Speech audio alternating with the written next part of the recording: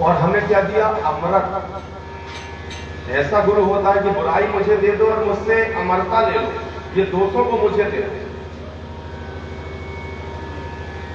भगवान अमरेश्वर कहलाए और इस स्थान का नाम अमरकंटक कहलाया। जब भगवान विष पिए तो अत्यंत पीड़ा हुई तो इस स्थान पर उन्होंने तप किया उस विष को पचाने के लिए। उनके गले से पसीने की श्वेत यानी पसीने की बूंद निकली और उसी से वह कन्या जन्म ली जिसको नाम है रुद्रदेव समद्भूता मां नर्मदा। जहां साक्षात अमरनाथ विराजमान हो तो वहां किए गए दान पुण्य भी पुण्य काल में अमर हो जाते हैं।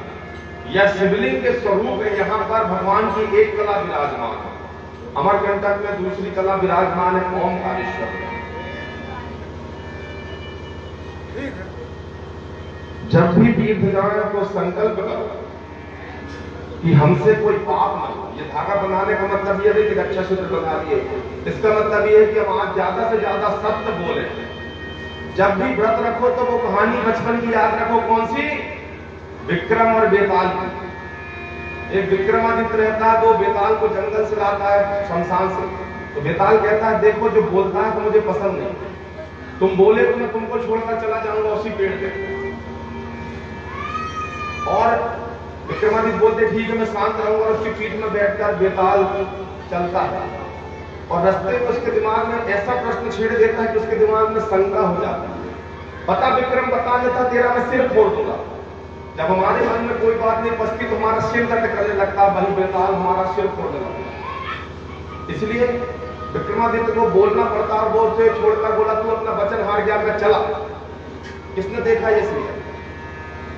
तो जब भी व्रत करने बैठो तो विक्रम बेताल की कथा याद रखो।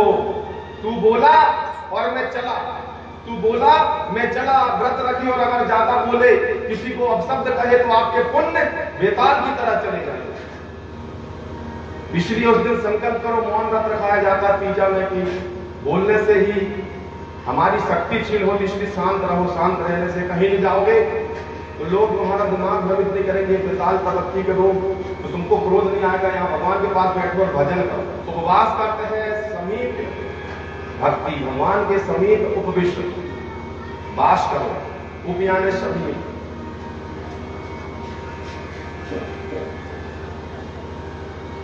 जहां साक्षात अमरनाथ विराजे हैं, हमेशा याद करो कि जब भी तीर्थ जाए तो संकल्प करो कि हमसे कोई पाप ना हो। हम भंडारे का प्रसाद देते हैं। ये भंडारा किनके लिए होता है? जो संत महात्मा दूर गांव से आते हैं। अब बेचारे यहाँ आए कहाँ खरीदे तो उनके लिए भोजन प्रसाद नहीं होती। हम तो यजमान हैं, हम अपने घर में खा सकते हैं, इसलिए यहाँ बैठकर जितना खा सको उतना खाओ। इससे ज्यादा ले जाने वाला पाप ही ढूंढ कर ले जाता। आप तो ले जाकर फेंक दिए और कोई दूसरा साधु भूखा लौट जाए। इसलिए इतना ग्रहण करना चाहिए जितना शरीर की क्षमता। देखो जब पांडव शरीर त्याग कर जा रहे थे तो भीमसेन की इच्छा थी बद्रीनाथ पर्वत में कि मैं शरीर सहज पर बिताऊं, पर भीमसेन वहीं मर गया बद्रीनाथ। तो भीमसेन की आत्मा मुक्त नहीं हुई क्योंकि उसके मन में एक शंका थी। बच्चा कहता है हे प्रभु कृपया मेरा अपराध बताओ, मैंने जीवन में कोई पाप नहीं किया। पापियों को मारना कोई पाप नहीं, मैंने मारा जरूर दुर्योधन को, परंतु प्रभु के कहने से फिर मेरी आत्मा शरीर सहज स्वर्ग क्यों नहीं गई? तो भगवान बोले देखो तुम इसलिए स्वर्ग नहीं गए क्योंकि तुम खाते बहुत थे। भीमसेन कहता ये भी कोई बात हुई, जितना बड़ा पेट उतना लेट। मेरा शरीर ही भगवान ने रकोदर कहते हैं, पेट में अग्नि जलती है। जब तक मां न खिला दे तब तक पेट नहीं भरता। इसलिए क्योंकि माताओं के हाथ में अन्नपूर्णा है। बाजार में कितने मीठा खा लो, चाय पी लो, तृप्ति नहीं होगी। और घर जाओगे तो हमारी मैया काली चाय पिला देंगी तो कितना अच्छा लगता है। क्यों? क्योंकि वो अन्नपूर्णा है। ऐसे ही भीमसेन को तृप्ति नहीं मिलती थी जब तक उसकी मां न खिलाता। बोले कि तुम खाते बहुत थे। भीमसेन बोला ये भी कोई बात हुई कि मैं खूब खाता था, इसमें क्या अपराध? बोला अपराध नहीं है। देखो जब भी तुम पंगत में बैठते थे तो इतना खा जाते थे भूख ना होने के बाद भी कि बाजू वाला भूखा उठ जाता था।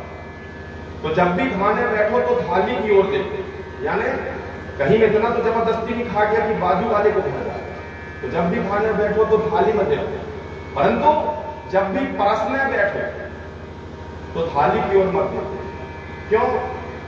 कि इतना क्यों खा रहा है? सामने वाले के मुंह की ओर मत देखो। अरे जी आगे आगे पंडित जी तो रसगुल्ला मारे डाला। तो अगर आप सक्षम हो ऐसी चीज रखो जो खिला सको। अब आप लोग रखते हो गुलाब जामुन और फिर बाद को लुका देते हो। जो पहले आ जाए जिसके भाग में भंडारा 50 आ जाए, 10 आ जाए, 100 आ जाए पुण्य का। अब नहीं आए उतने समय में प्रकृति तो टाइम के अनुसार चलती है। आपने एक गंजी पुलाव बनाया, जितने लोग खा जाए उसे भगवत कृपा मानो, उसके बाद जैसी आराम करो भैया, जितने पर भगवत कृपा थी उन्हें पाया। ये चिंता मत करो कि 10 भूखे रह गए। जो समय में आया, जो आवत है सो पावत है, जो सोबत है वो खोबत है। तो तीर्थ में जाए तो संकल्प करें कि हम तीर्थों में पुण्य करने आए। तीर्थों में किया गया कि पुण्य करोड़ों गुना बन जाता, और तीर्थों में किया गया कि पाप वज्र के समान कठोर हो जाता। इसलिए तीर्थों में पाप कभी मत करना। धन्य है राजा परीक्षित जिन्होंने जीवन में केवल एक बार पाप किया था। एकदा शब्द एक बार आया, पर उस दिन से उन्होंने अन्न छोड़ दिया, अन्न ग्रहण नहीं किया कि देखो इसी भूख के कारण से मैंने संत की सेवा करना चाहिए और शिक्षा की, तो मेरी दुर्गति का कारण ये भोजन है। आज तो मैं ये भोजन नहीं करूंगा, राम नाम रूपी भोजन करूंगा। तीर्थों में सहस्त्रों यज्ञों का फल देता आपको किया गया एक पुण्य। कभी प्यासे को पानी पिलाया नहीं, बात अमृत पिलाने से पाया। कभी प्यासे को पानी पिलाया नहीं, बात अमृत पिलाने से पाया। कभी गिरते हुए तो उठाया नहीं, बात मंदिर बनाने से क्या पाया। कभी गिरते हुए तो उठाया नहीं, बात मंदिर बनाने से क्या पाया। मैं तो मंदिर गया पूजा की, पूजा करते हुए गया गया। मैं तो मंदिर गया पूजा देवी, पूजा करते हुए गया गया। कभी माँ बाप की सेवा की नहीं, बात मंदिर बनाने से क्या पाया। कभी प्यासे को पानी पिलाया नहीं, आज अमृत पिलाने से क्या पाया। बात मंदिर बनाने से क्या। देखो कपिला नदी कपिल धारा की महिमा बताते हैं। इस कथा को ध्यान से सुनिए। मार्कंडेय जी कहते हैं कपिला माँ का जो चरित्र सुनने मात्र से समस्त पाप नष्ट हो जाते हैं, समस्त पाप खंडन। उस स्थान के दर्शन की तो फिर महिमा ही क्या है। पूर्व काल की बात है, श्री राम की नगरी अयोध्या में एक राजा हुए, उनका नाम था अशुदान। बड़े ही महात्मा व दयालु, प्रजा को पुत्र के समान पालन करते। उनके राज्य में ना तो कोई दीन था, ना कोई दुखी था, ना कोई गरीब था। उनके यहाँ देखो गाय की इच्छा अनुसार दूध देती थी, मौसम की इच्छा अनुसार होता था, वृक्ष भी समय अनुसार फल देते थे। एक बार राजा ने बहुत सारे विद्वानों को बुलाया और कहा कि मैंने जीवन में अनेकों यज्ञ किए, मुझे याद नहीं, परंतु फिर भी मेरा मन अशांत क्यों है। आप मुझे कृपया करके निश्चित करके बताएं कि इतनी पुराण यज्ञ करने के बाद भी मेरे मन में अशांति क्यों है। सभी कहते कि हे राजा, यज्ञ के देवता कौन है? साक्षात यज्ञ नारायण। और बस स्वयं आठों प्रहर किसका चिंतन करते हैं? बोला शिव जी का। राम रमेति रमेति रमे राम मनोरमे से नाम तात्पर्य राम नाम वरण। अतः आप शिव तत्व की प्राप्ति हेतु, क्योंकि शिव के बगैर शांति नहीं,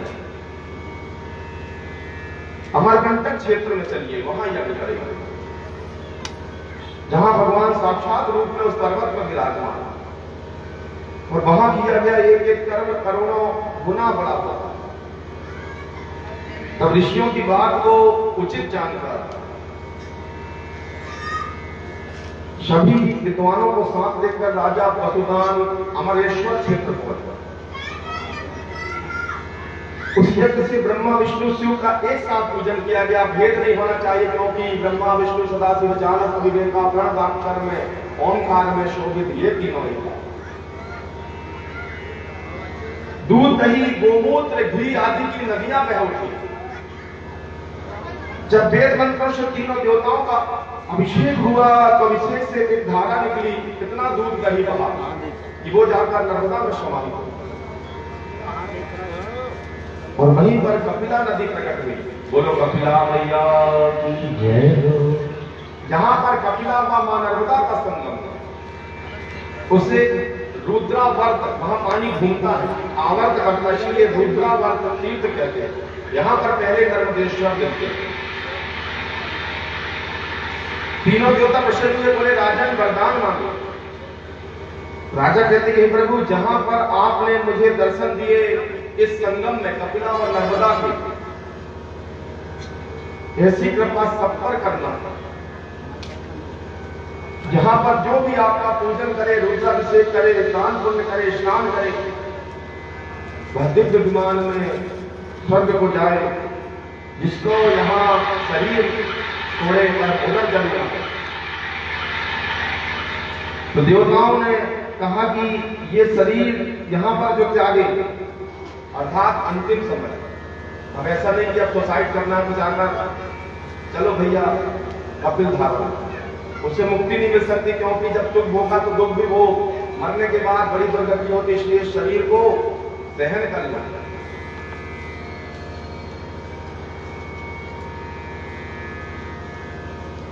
विमान से स्वर्ग को जाते हैं, उनके पितरगण 7 पीढ़ी पीछे के 7 पीढ़ी आगे के मुक्ति को प्राप्त होते हैं। 24वें अध्याय की ओर चलते हैं। मार्कंडे उवाचम संगमं कर्णर्मध्यो पुरे मान्त्राद संगीते गत्वा स्नात्वा तर्पयित्वा पितरं विष्णु पुरमय। अमरकंटक में मां नर्मदा के उद्गम स्थान से दक्षिण की ओर अत्यंत पवित्र स्थान,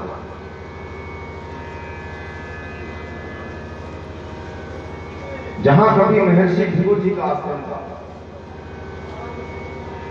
भृगु कौन है? जिन्होंने भगवान विष्णु के छाती में ला दिया, उनके सत्व गुण की परीक्षा करने। यहां पर कौन सी मैया है? बोलो करगंगा मैया की जय। करगंगा और नर्मदा का संगम। कहते हैं कि भृगु ऋषि ने अपने कमंडल के जल से इस नदी को प्रकट कर लिया। कर यानी होता है कर अग्रे, हाथ। इस हाथ से तर्पण करते थे और हाथों से प्रकट करके मन गंगा तो कठवती में गंगा, हाथों से तर्पण करके ये देव तीर्थ कहलाता। देव नदी गंगा प्रकट हो गई। जो भी प्राणी इसी तीर्थ में, वो चक्र तीर्थ कहते हैं। पानी यहां भी घूमता है तो चक्र तीर्थ क्यों कहते हैं? दैत्य शूदन तीर्थ क्यों कहते हैं? क्योंकि जब भगवान ने दैत्यों को मारा तो उन्हें भी दोष लगा। इससे सिद्ध होता है कि भगवान कहते हैं मुझसे डरो चाहे ना डरो, परंतु अपने कर्मों से डरो, क्योंकि किए गए कर्मों का दोष तो मुझे भी भोगना पड़ा। तो उन्होंने अपने चक्र को इसी नदी में धोया, इसलिए ये चक्र तीर्थ कहलाया।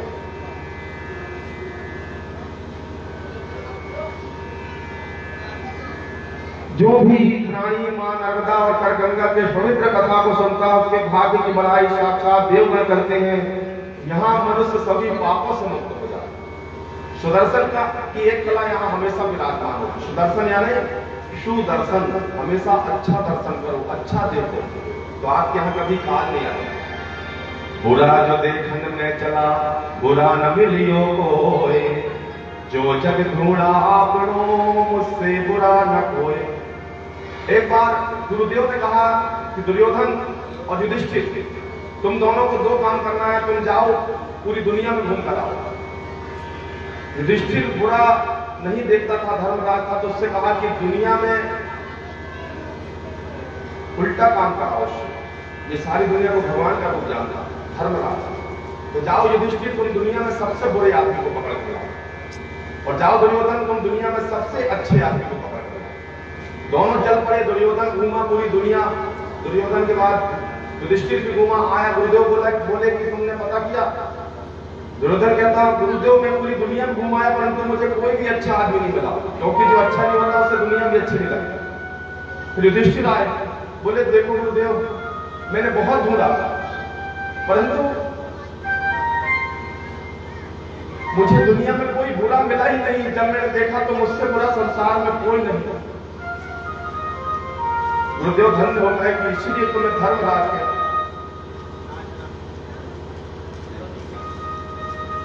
श्री मार्कंडेय जी कहते हैं, ओम करात पूर्वे वैशंगमो लोक विसुता रेवया संगता यत्र नीलगंगा नभोतमा। हे राजन, अमरकंटक को काशी समझना चाहिए, दक्षिण काशी। यहाँ भगवान महादेव माता जगत जननी अन्नपूर्णा के साथ विराजमान। यह क्षेत्र स्वयं ओंकार रूपी प्रणव है। ओंकार बिंदु संयुक्तम नित्यम ध्यायन्ति योगिनः मोक्षम कामदम च ओंकाराय नमो नमः। मोक्ष काम सभी प्राप्त होते हैं। भृगु कमंडल से कुछ आगे बढ़ने पर मां नर्मदा नील गंगा से समाहित हो गई। नीलांबुजम समाभासम रविपुत्रम यमागतम छायामार्पण संभूतम तम नमामि शनिश्चरम। शनि की दृष्टि नहीं पड़ती नील गंगा में जो स्नान करते। 60,000 वर्ष तक शिवलोक में निवास करता। यह सभी स्थान कहां पड़ते? कबीर चौरा के पास। देखो कबीरदास जी कहां कहां नर्मदा किनारे तपस्या किए थे। नर्मदा तीरम तपम पुरा, सबसे पहले किए अमरकंटक से, कबीर चौरा से। इसके बाद फिर कहां आए? आखिरी कोना जो है नर्मदा का, जहां भरूच में शुक्ल तीर्थ है। जब उस पार जाते हैं नाव से तो उस पार आते हैं भरूच में, इस पार अंकलेश्वर। तो उस पार भरूच से जब आते हैं तो शुक्ल तीर्थ कहलाता है। वहां पर कबीर वट है, बहुत बड़ा वटवृक्ष है, जहां पर कबीरदास जी को सिद्धि मिली। तीसरा स्थान कहां है? नेमावर के पास। इन सभी नर्मदा किनारे उन्होंने सिद्धि प्राप्त की। आज तो देखो कबीरदास जी के नाम से अलग धर्म चला रहे, जबकि कबीरदास जी के गुरु थे रामानंद।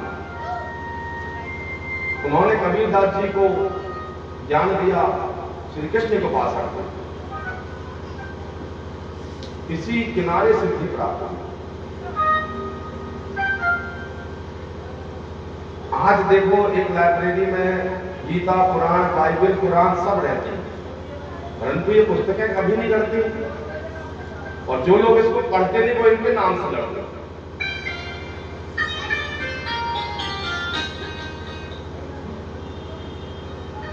कबीरदास जी ने यहां चिंतन किया। पहले वृक्ष के नीचे सिद्धियां मिलती थी, सिद्धियां कब से मिलती थी? आज तो ज्ञान पुस्तकों के द्वारा मिलता, इसलिए कोरा ज्ञान। पोथी पर जग मुड़ा पंडित भया न कोई, भाई आखर प्रेम के पढ़े तो पंडित हो। तू कहता कागज की लेखी, मैं कहता हूं आंखों देखी, तेरा मेरा मनुआ कैसे एक हुए। आप तो कागज का लेखा बताते हो पुराणों में, हमने तो साक्षात मां की परिक्रमा की है और इन सब स्थान को हमने देखा, इसलिए मन में आ जाते हैं कि कबीर वट कैसा था, कबीर चौरा कैसा। इसके बाद करगंगा के तट पर कौन सा स्थान है? करंजिया, करंजिया। यहां पर कड़वा नदी का संगम, कड़वा से 4 मील आगे तुडार नदी का संगम, यहां से 6 मील आगे सरसुबा ग्राम में शिवली, शिवली यानी शिव की प्यारी, सर यानी सरस्वती, ज्ञान की। शिवली नदी आकर मां नर्मदा में देखो बिंदु में बूंद बूंद मिलकर आज समुद्र बनने जा रहा है। आगे मां सर सुआ नदी, सरसुआ नदी से क्या पड़ गया नाम? सरई, गाड़ा सरई, सरई के जंगल अत्यंत शीतल, जहां चित्रार नदी का संगम। यहां से आगे चलते हैं मां अत्यंत पवित्र क्षेत्र कुकर्रा मठ डिंडौरी के पास। यहां पर ऋण मुक्तेश्वर नाम का स्थान है। यहां पर मचरार व गोमती नदी जो द्वारिका में निकली है, गोमती जिसकी बुद्धि गौ के समान होगी उसी को परमेश्वर मिलेंगे। कहां पर गोमती नदी? एकदा नैमिषारण तीर्थ है, सोनकादिक ऋषि उची नैमिषारण तीर्थ में। इसलिए वहां की संतों की मति गौ के समान होती है, गौ यारों का इंद्रियां। यहाँ पर आदि शंकराचार्य जो सबसे पहले शंकराचार्य थे, जिन्होंने पैदल आकर मंडला में साक्षात किया था मंडल मिश्र से, कुमारिल भट्ट के प्रिय शिष्य मंडल मिश्र से शास्त्रार्थ किया। मंडलों ने सारे वेद पुराणों को नष्ट कर दिया। तब उस समय धर्म की स्थापना करने के लिए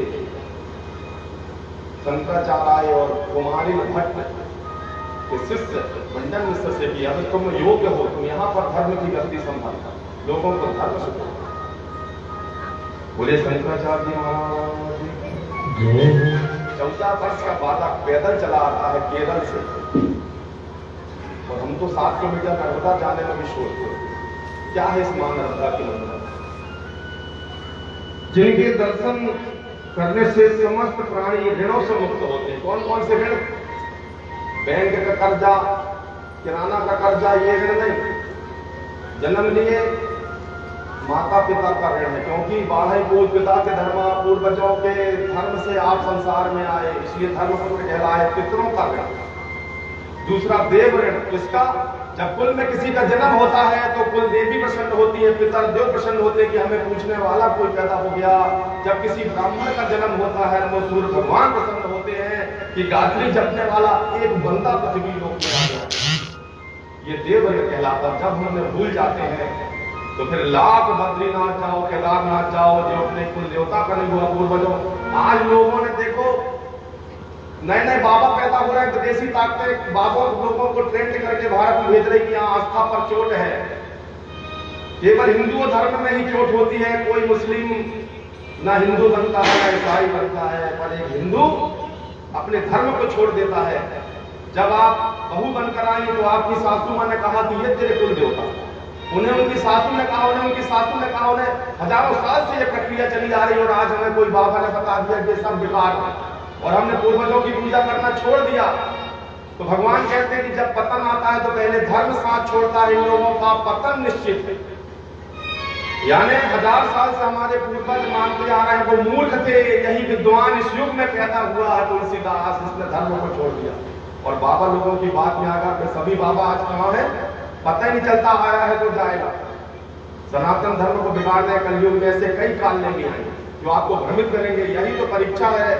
धन्य है आपके पूर्वज अग्रसेन जी, धन्य है आपके पूर्वज गोविंद सिंह जी, गुरु नानक जी। उस समय तो प्राण लिए जाते थे भगवान नाम लेने के लिए, परंतु उन्होंने अपने प्राण को देना स्वीकार किया, परंतु अपना धर्म नहीं बदला। अग्रसेन जी ने इतना कष्ट सहा, पूरा राज्य सूखा पड़ा, सब अपनी सेवकों को दे दिया, परंतु धर्म नहीं छोड़ा। गुरु तेग बहादुर के पुत्रों को सिर काट कर उनके सामने बॉल बनाकर खेला गया। पोलो, छोटे छोटे से बालक जोरावर ने कहा कि सिर कटा देंगे परंतु धर्म नहीं छोड़ेंगे।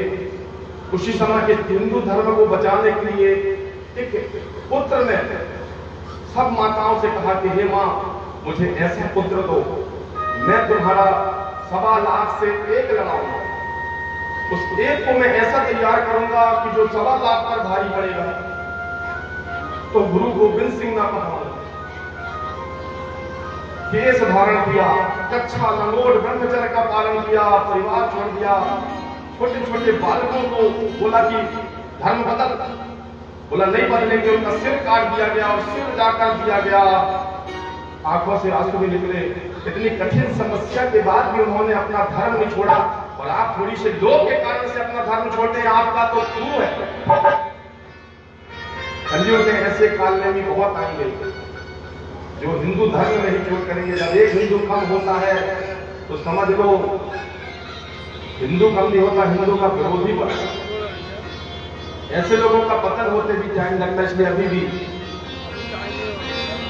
बागेश्वर धाम के महाराज जी ने अभी एक इतना अच्छा काम किया है कि देखो, हम कभी कभी झुड़की के हमारी साइड जाते हैं तो वहां ये नियम बना दिया है कि रावण नहीं जलना चाहिए, राम की जल नहीं होना चाहिए। परंतु कई जगह लोग क्रिश्चियन हो गए, कई जगह लोग मुस्लिम हो गए। उन्होंने जंगल में जाकर कथा की, आजकल के महाराज को शहरों में करते दिखाना है। उन्होंने अपना पूरा धन जंगल में लगा दिया और आदिवासियों को कथा सुनाई कि देखो तुम्हारी माँ सबरी थी, उनको आदर्श मानो, जो अच्छा है तो अच्छा है। घर घर गांव गांव में सबरी का मंदिर बनाओ। ऐसे संत होना चाहिए जो धर्म से जुड़े। धर्म न दूषर सत्य समाना, आगम निगम पुराण बखाना। मां नर्मदा ने पूरे आदिवासी क्षेत्रों से बही, कोई शहरी क्षेत्र नहीं, कोई बड़े शहर नहीं जितने गंगा किनारे है, यमुना किनारे, परंतु इस नर्मदा के तट में 70% आदिवासी क्षेत्र सबको अपनाया। कुकरता मठ को ऋण मुक्तेश्वर कहा गया। यहाँ पर भगवान शंकर का मंदिर है जो शंकराचार्य ने स्थापित किया था बद्रीनाथ के समान। इसलिए इनके दर्शन करने से पितरों के ऋण से, देवताओं के ऋण से, और तीसरा ऋषियों का ऋण क्या है? तुलसीदास जी ने अपना परिवार छोड़ा और ये रामायण लिखी आपके कल्याण के लिए, संस्कृत से हिंदी किया। वेद व्यास जी ने एक बेर खाकर एक लंगोट पर इस ग्रंथ को लिखा और आप कहते पंडित जी हमारे यहाँ ये गीता पढ़ी, आप ले जाओ, कोई पढ़ता नहीं, तो उसका ऋण चढ़ता है, वो ऋषियों का ऋण है। रोज वेद पुराणों के दर्शन करो, उसके दर्शन करने से ही वो पुण्य मिलता है, फिर पढ़ने से कितना। एक घड़ी आधी घड़ी आधी में बुनियाद, तुलसी चर्चा राम की अपराध।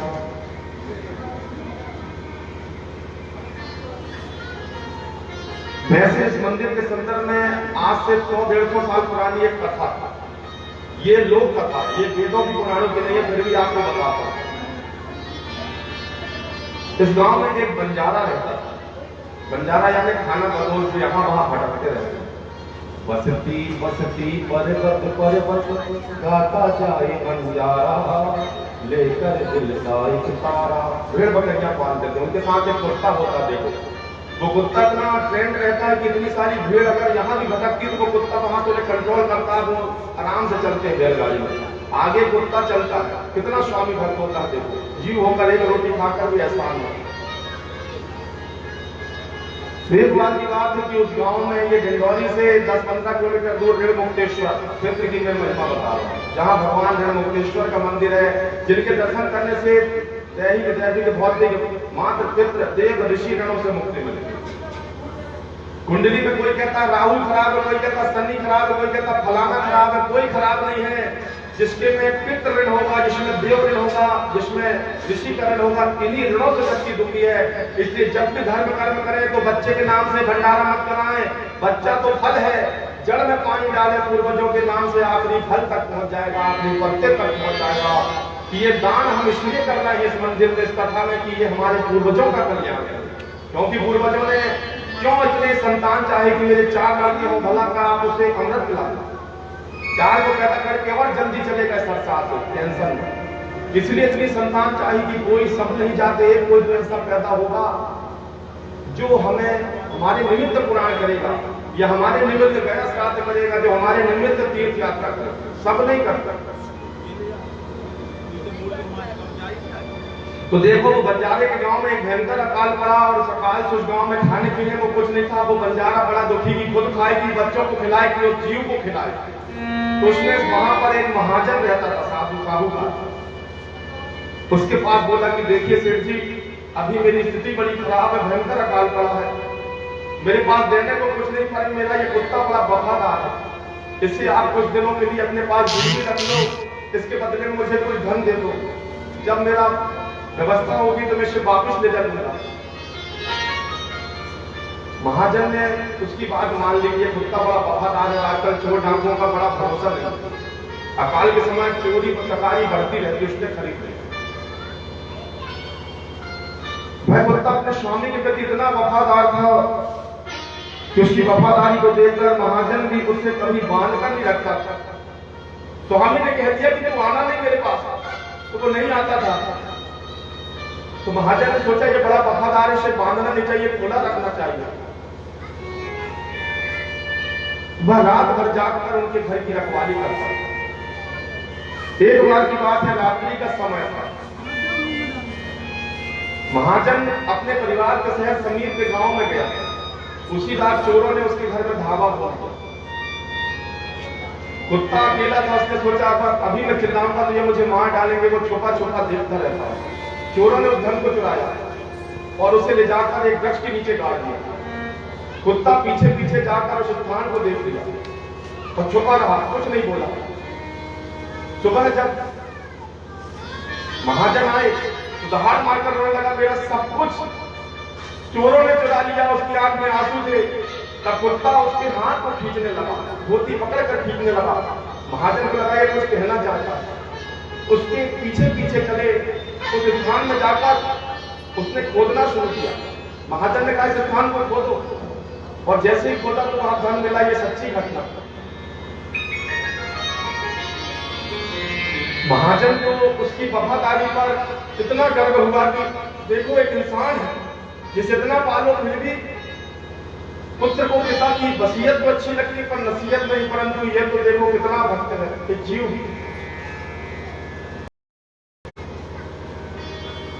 उसने प्रसन्न होकर उसके गले में एक पत्र लिखा कि तुम्हारे इस कुत्ते की वफादारी के कारण से मैं तुम्हें ऋण मुक्त करता हूं। और उस पत्र को गले के पट्टे पर बांध दिया और छोड़ दिया कि जब तुम अपने मालिक के पास अब स्वतंत्र है। कुत्ता बड़ा प्रसन्न हुआ और हंसता कूदता हुआ अपने नगर में चल पड़ा। बंजारा भी बड़ा स्वाभिमानी था।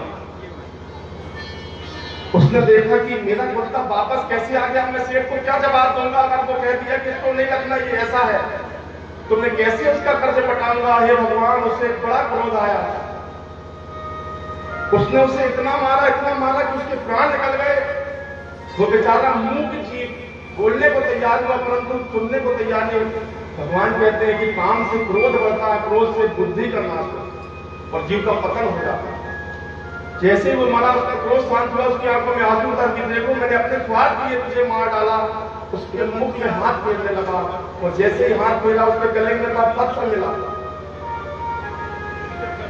पत्र को पढ़ा कि देखो इसने हमारी जान बचाई है, हमारे धन की रक्षा की, इसलिए हम इसे मुक्त करते हैं और आकर हमसे और धन ले चलेना। जैसे ही उसके मालिक को आंखों में आंसू आ गए कि मैंने ये क्या कर डाला। अब पछतात होत का जब चिड़िया चुप गई, जब जानवर कोई इंसान को जब जानवर कोई इंसान को मारे, जब जानवर कोई इंसान को मारे, जब जानवर कोई इंसान को मारे, कह दे दुनिया में तहसील से सारे, कहते हैं दुनिया में तहसील से सारे। जानवर की जान आज इंसानों ने ली है, चुप क्यों है संसार। नफरत की दुनिया को छोड़ के यार खुश रहना मेरे यार, खुश रहना मेरे यार।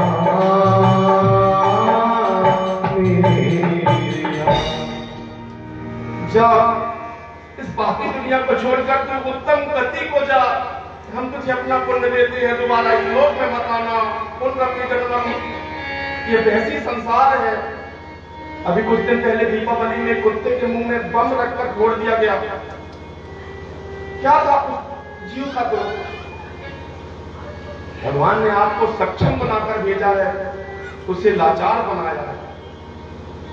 कभी हमारी ये गति ना हो, रक्षा करिए। संसार में भैरव का अगर पूछते हो, शनि को पूछते हो, एक साईं ने तो घी लगा कर अपनी रोटी एक कुत्ते को खिलाई। हरि व्यापक सर्वत्र समाना, प्रेम के प्रकट हो ही मैं जाना। मंदिर में आकर जूठा करने लगा तो भगाओ भगाओ, तो बोलते हैं कि अरे मत मारो बेचारा भगवान। बोला कुकर में भगवान हो सकते हैं? बोले क्यों नहीं हो सकते? जब कुकर में हो सकते भगवान बड़ा रूप ले सकते तो कुकर में क्यों नहीं? ना जाने किस रूप में आ जाए भगवान। उस बंजारे ने उसी ढंग से उसकी समाधि बनाई। उस समाधि के कारण से आज उस मठ का नाम है, जिस शंकराचार्य जी ने मठ का निर्माण किया, कोकर्रा मठ। लोग कहते हैं कि आज भी शिवरात्रि के दिन यहाँ एक सर्प दिखाई देता है। जो सर्प बहुत उम्र का हो जाता है तो उसको क्या कहते हैं? भैंसा सर्प, मूंछों वाला, जिसकी लाल आंखें। इसलिए वहां पर महाशिवरात्रि में एक मेला लगता है। इस शिवलिंग के संदर्भ में मार्कंडेय जी कहते हैं, रोज रात्रि को वो जो सर्प दिखाई देता है, मार्कंडेय जी कह रहे हैं, ततो गच्छेन महीपालम तीर्थ परम शोभनम स्थापितम मुनि संगेर्यदम ब्रह्म वंशम समुद्भवे। हे राजन, यह रणमोचन तीर्थ स्वयं ब्रह्मा जी के वंश में उत्पन्न मुनियों के द्वारा स्थापित था।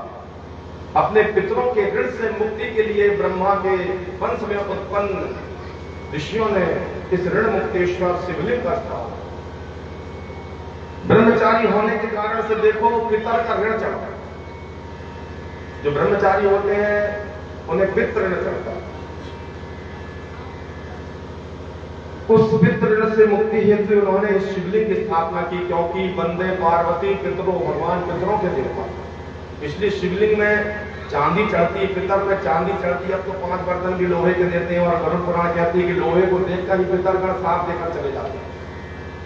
आजकल तो 5 बर्तन का मतलब क्या? पंचपात्र, एक आचमनी, आचमनी अर्घाना आरती यहाँ यही मेहमानी, सूखी सूखी खा लो प्रेम से पियो नदी का पानी, राजा राम आई है। महाराज जी पूरे समाज को तो खिलाना, पर ब्राह्मणों को कहते हैं यही जो मिलता है उसे खा लो। पंचपात्र आसनी का मतलब यह है कि हमारा जो आप तेल भी खाए हो पुण्य दिए। तो इस आचमनी में बैठिए, क्योंकि पृथ्वी को एक जाप करता ब्राह्मण का बोझ सहन नहीं होता, इसलिए आसनी में बैठना चाहिए, आसन में। दूसरा आचमनी जलपान। तीसरा एक माला देते हैं कि नाम जपो, इसका पुण्य हमारे उस दिवंगत आत्मा को मिले। चौथा गीता, ये फिर भी खाए हो, अपना पुण्य दिए हो, कहां से लाओगे? गीता पढ़ो। आजकल तो कहते हैं गीता ले जा लो, महाराज हमारे यहाँ तो बहुत सारी पढ़ी। इसी गीता को ज्ञान देने के लिए भगवान को कृष्ण अवतार देना पड़ा। सनातन काल से ये जो धर्म लुप्त हो गया था, एक बार लुप्त हुआ था तब कृष्ण जी ने इसको प्रकट किया, फिर दूसरी बार लुप्त हुआ तो जब जब पूरे धर्म की हानि, कल्कि भगवान आता था। इस बीच में जब सारे ग्रंथों को विदेशियों ने, मुगलों ने नष्ट कर दिया था, तो किसने आकर इन पुराणों का संकलन किया था? बोलिए धर्म सम्राट करपात्री जी महाराज की। इसी कारण से उन करपात्री जी महाराज की हर समय जय जयकार होती है यज्ञों में। एक संत ने जन्म लिया और इनको पुनः अपनी स्मृति से बनाया। तो देखिए, जो भी यहाँ पर इस तीर्थ में पितृगणों के निमित्त तर्पण करता है, भगवान शंकर को पूछता है पुरुष 3 प्रकार के, देव ऋण, पितृ ऋण और ऋषि ऋण। यहाँ से जल दिए तो देव ऋण, यहाँ से जल दिए तो पितृ ऋण, यहाँ से जल दिए तो ऋषि ऋण से मुक्ति मिलती है। उत्तर की ओर ऋषि, दक्षिण की ओर पिता, पूर्व की ओर देवता। हमारे हाथों में ही सारे देवता, बाहर जाने की जरूरत ही नहीं। कराग्रे वस्ते लक्ष्मी, उंगली नहीं होंगे तो कैसे यार तबला बजेगा, ढोलक बजेगी। दिन भर जाकर छेनी हथौड़ी चलाता है और शाम को 500 रुपए छप कर आ जाते हैं। कहां से? कराग्रे वस्ते लक्ष्मी, कर मध्य सरस्वती, पूत कपूत तो का धन संचय, पूत सपूत तो का धन संचय। तो सरस्वती भी जरूरी है, बुद्धि भी जरूरी है, ज्ञान भी जरूरी है कि धन को कहां लगाए। और जब ये बुद्धि और ये लक्ष्मी जब नारायण से जुड़ जाती है, उनकी दोनों पत्नियां हैं इष्ट शक्तियां, तो जीव जगन्नाथ हो जाता, अपने हाथ जगन्नाथ।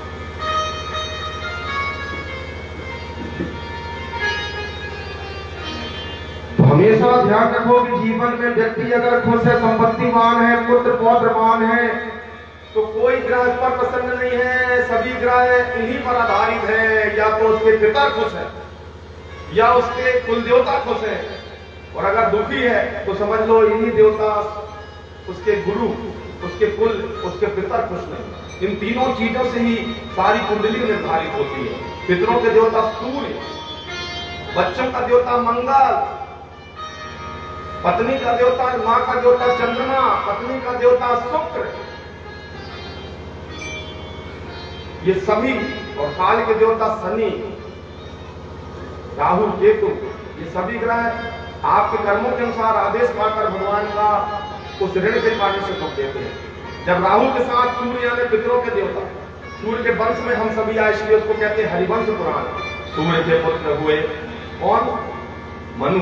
मनु के पुत्र हुए इक्ष्वाकु, इक्ष्वाकु के नाभाग सरयाति, ऐसे होते हुए अज दशरथ कि जनक दुलारी के ज्ञान की प्यारी के मन में सूर्य वंश, इसलिए सूर्य को जन्म देने से पितर खुश होते हैं, जल देते। तो सूर्य के साथ जब राहु आ जाता है, गुरु के साथ राहु आ जाता है, तो समझ लीजिए कि पितृ दोष। चंद्रमा के साथ राहु आता है तो ग्रहण योग है, माता का ऋण है। बुध के साथ आता है तो बहन का ऋण है। मंगल के साथ आता है तो भाई का ऋण है। तेरे माता पिता ने छोटे भाई को छोड़कर भेजा तेरे भरोसे, तो पिता समान उसके लिए क्या किया, अपनी बहन के लिए क्या किया। तो देखो मानदान जब आते हैं ना तो पुण्य देकर जाते हैं, इसलिए मानदान से बढ़कर कोई नहीं। हमारे भगवान कितने दयालु हैं, बिगर मानदान के पूजन नहीं होती। गौर गणेश में जब तक नाव ठाकुर को ना दे दो गौर गणेश उन्हीं का। 16 प्रकार की लक्ष्मी होती है, गौरी, पद्मा, शची, मेधा, सावित्री, विजया, जया, इंद्रियों को जीतती। विजया जया पार्वती की सतिया। देवसेना षष्ठी माता जो भाग्य लेती है, बच्चों को जन्म देती है। स्वधा पितरों की देवी, स्वाहा देवताओं को भोजन देने वाली माता। मातरो आपकी मां, लोक माता, जगन माता, आदि शक्ति। धरती जो आपको धारण करता है। पुष्टि, इतना काजू किशमिश खाता महाराज जी पर, ये बेटे को देखो वो सिंगल ही पसली का है। क्यों? पुष्टि देवी की कृपा नहीं, भोग नहीं लगाते ना। कहां से लगेगा? दूध पीने से, खीर खाने से उल्टी आती माताओं को, चाट फुल्की खाकर औलाद पैदा करिए तो पुष्टि कहां से होगी बच्चों को। देखो दूध का हवन करने से, खीर का हवन करने से राजा दशरथ के यहाँ भगवान आए और भगवान ने दूध पीने के लिए कृष्ण लीला की। और आज की माताओं को तो उल्टी आती है। समोसा मंगवा दो इनसे कह के अम्मा जी बाजार से, कुछ तो खा ले बहू। अब पहला पोता आ रहा है तो सास को भी चिंता है कि कुछ तो खा ले, कुछ तो खा ले। नहीं माँ जी नहीं खाती। बोले क्यों? अच्छा दूध पी ले गिलास। नहीं माँ जी उल्टी आ गया। लो कर लो बात, दूध पीने से उल्टी आएगी तो कहां से राम पैदा होंगे, ध्रुव पैदा होंगे। तो क्या खाएगी तू बता। मुंह चाहता होता अच्छा अच्छा खिलाते। उस समय जब माता गर्भवती होती है तो सियानी माता मिठाइयों से उसका मुंह मीठा करती है, होली भरती है, प्रेम होता है, ताकि मधुर संतान पैदा हो। अधरम मधुरम, मसितम मधुरम, नयनम मधुरम। तू बता क्या खाएगी? इनसे कहते चाट मंगवा दो, समोसा मंगवा दो और वो चटनी मंगा दो, माताओं को बड़ी पसंद है। लो कर लो बात। समोसा जो खुद किंग कांग का टेढ़ा है तो औलाद कहां से सीधी पैदा होगी। चटनी खट्टी कच्ची आम की बड़ी पसंद होती है। अरे जब फल ही कच्चा है तो आपका फल भी कच्चा पैदा होगा। बचपन से ही कमजोर है, यादें नहीं हो रहा। कहां जाते भैया? Extra class. ये क्या होती है? Extra class. जब 1 लाख 2 लाख रुपए देकर ज्ञान गंगा और दुनिया में पढ़ा रहे हो तो फिर देख क्या झक मारने जाते हैं वहां, जो एक्स्ट्रा क्लास। क्योंकि कच्चा फल खाकर जो पैदा हुआ है तो ध्रुव जैसा मजबूत कैसे होगा। आज के जमाने सब कच्चा, बीमार है, छींक आती है, खांसी आती है। आदिवासियों के बच्चों को देखो जंगल में पैदा हो जाते हैं, जड़ी खाकर, और दूसरे दिन को माताएं काम में चली जाती है। यहाँ तो जिस दिन डॉक्टर बता दिया उसी दिन से बेड रेस्ट हो जाता है, पति का बेड लक हो जाता है। बेचारा कपड़े धो रहा है, पलंग से उतर ही नहीं रही दुर्गा जी, बेड रेस्ट।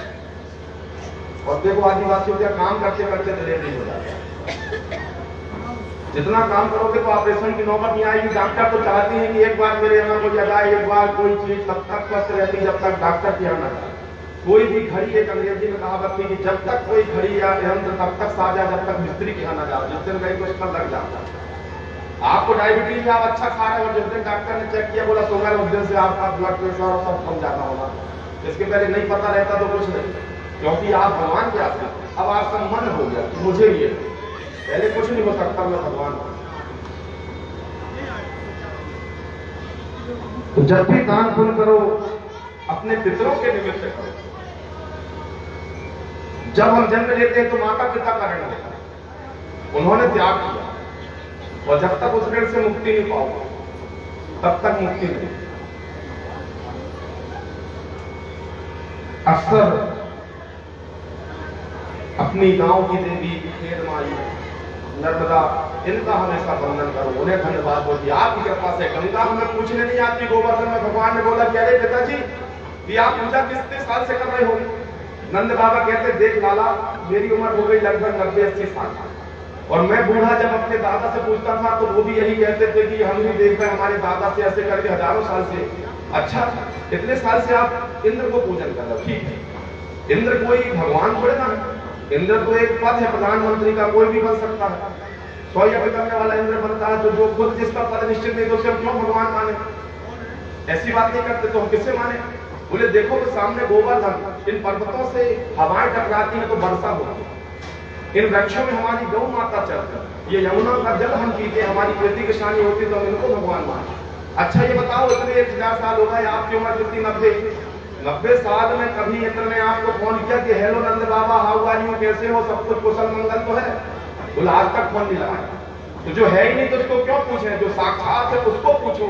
हमारे साक्षात भगवान माता पिता, ये गौ माता है जो हमारा पालन करती है, सूर्य भगवान है जो दिखते हैं, और जो दिखता है उसे दिखता नहीं, और जो दिखता नहीं वो दिखता। तो इस प्रकार एक बार माता सती शिव जी के साथ इस स्थान में क्रीड़ा कर रही थी। कहां चलते हैं अब हम आगे? गंगा, यमुना, गोदावरी, सरस्वती, मां नर्मदा, कावेरी सभी एक हैं, और मुझे आपके जल में सानिध्य प्राप्त है। हे मां नर्मदा, गंगे च यमुने चैव गोदावरी सरस्वती नर्मदे सिंधु कावेरी जलेस्मिन् सन्निधिं कुरु। सोना एक आभूषण अलग है, कान में धारण करने से कुंडल हो गया, हाथ में धारण करने से कंकन हो गया, पांव में बिछिया, पर तत्व तो सोना ऐसे ही। गंगा, यमुना, सरस्वती कार्य की दृष्टि से नाम अलग है, पर कार्य एक ही, अपने बच्चों का पालन करना, शरणागति है। नर्मदा ही गंगा, इसलिए पवित्र नदी है। गंगे च यमुने चैव गोदावरी सरस्वती नर्मदे सिंधु कावेरी, ये पवित्र नदियां। अब प्रश्न उठता है कि बालई नदी पवित्र क्यों नहीं है चतुर्मास में? तो जो नदियां शुरू होने से समुद्र तक जाती हैं उन्हें ही पवित्र नदियां कहा गया। इसलिए चतुर्मास में वहां श्राद्ध कर सकते हैं, बाकी में इसलिए नहीं कर सकते कि वो यही नष्ट हो जाता है। जो नदियां बिंदु से सिंधु तक अस्तित्व नहीं हुई, जैसे गोदावरी, कृष्णा, गंगा, नर्मदा, गंगे च यमुने चैव गोदावरी सरस्वती सिंधु कावेरी जलेस्मिन् सन्निधिं, इसलिए पवित्र मानी है।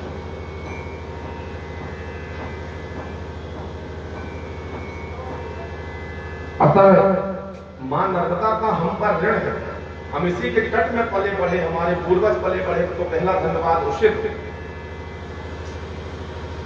तो सभी एक बार हाथ उठाकर जोर से बोले, बोलो नर्मदा मैया की जय।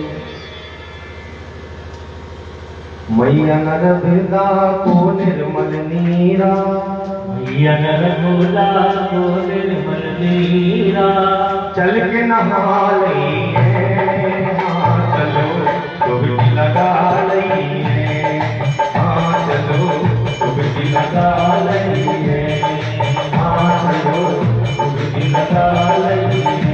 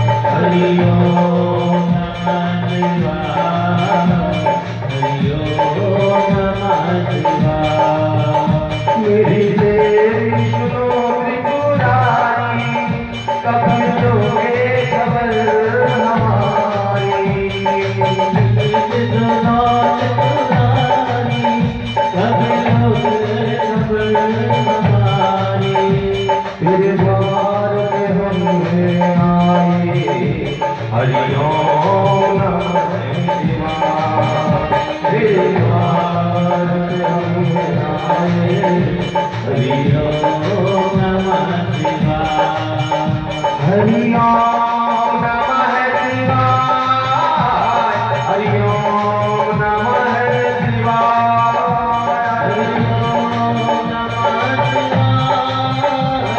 हरिओम नमः शिवाय,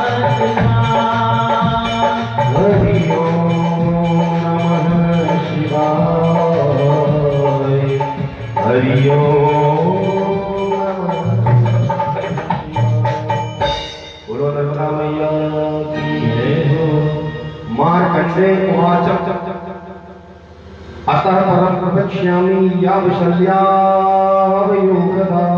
आश्चर्यभूता लोकस्य सर्वपापं क्षयं करी। युधिष्ठिर कहते कि हे ऋषिवर मार्कंडेय जी, आप मुझे उस मां पर कृपा करके यह बताएं कि किस प्रकार वो पृथ्वी लोक में समस्त पापों को नाश करने वाली पाप नाशनी बन गई। मार्कंडेय जी कहते कि मैं तुम्हें उस विशल्या नदी के बारे में बतलाता हूं जो आगे भी हो गया। शल्य यानी होता क्या होता है? सर्जरी, चिकित्सा, शल्य चिकित्सा, सर्जन, जो चीरा फाड़ी करते हैं। तो विशल्या यानी जो शल्य किया। अमरकंटक में कपिला नदी के नाम से जो क्षेत्र प्रसिद्ध है, एक बार माता पार्वती शिव जी के साथ इस स्थान में जल क्रीड़ा करती।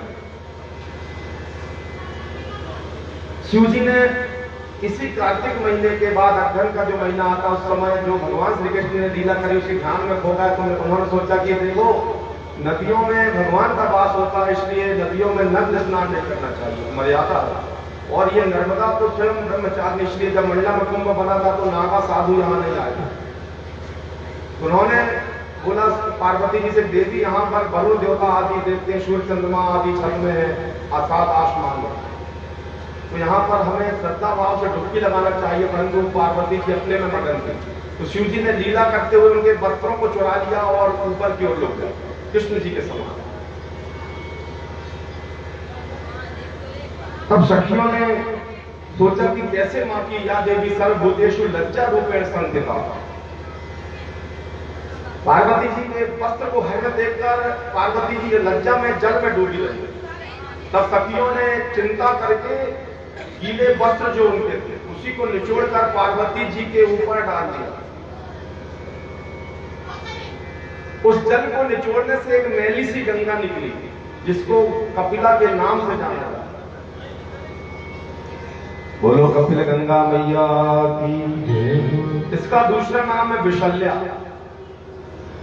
इस संदर्भ में नर्मदा पुराण में कथा है कि ब्रह्मा जी के पुत्र कौन हुए? अग्नि।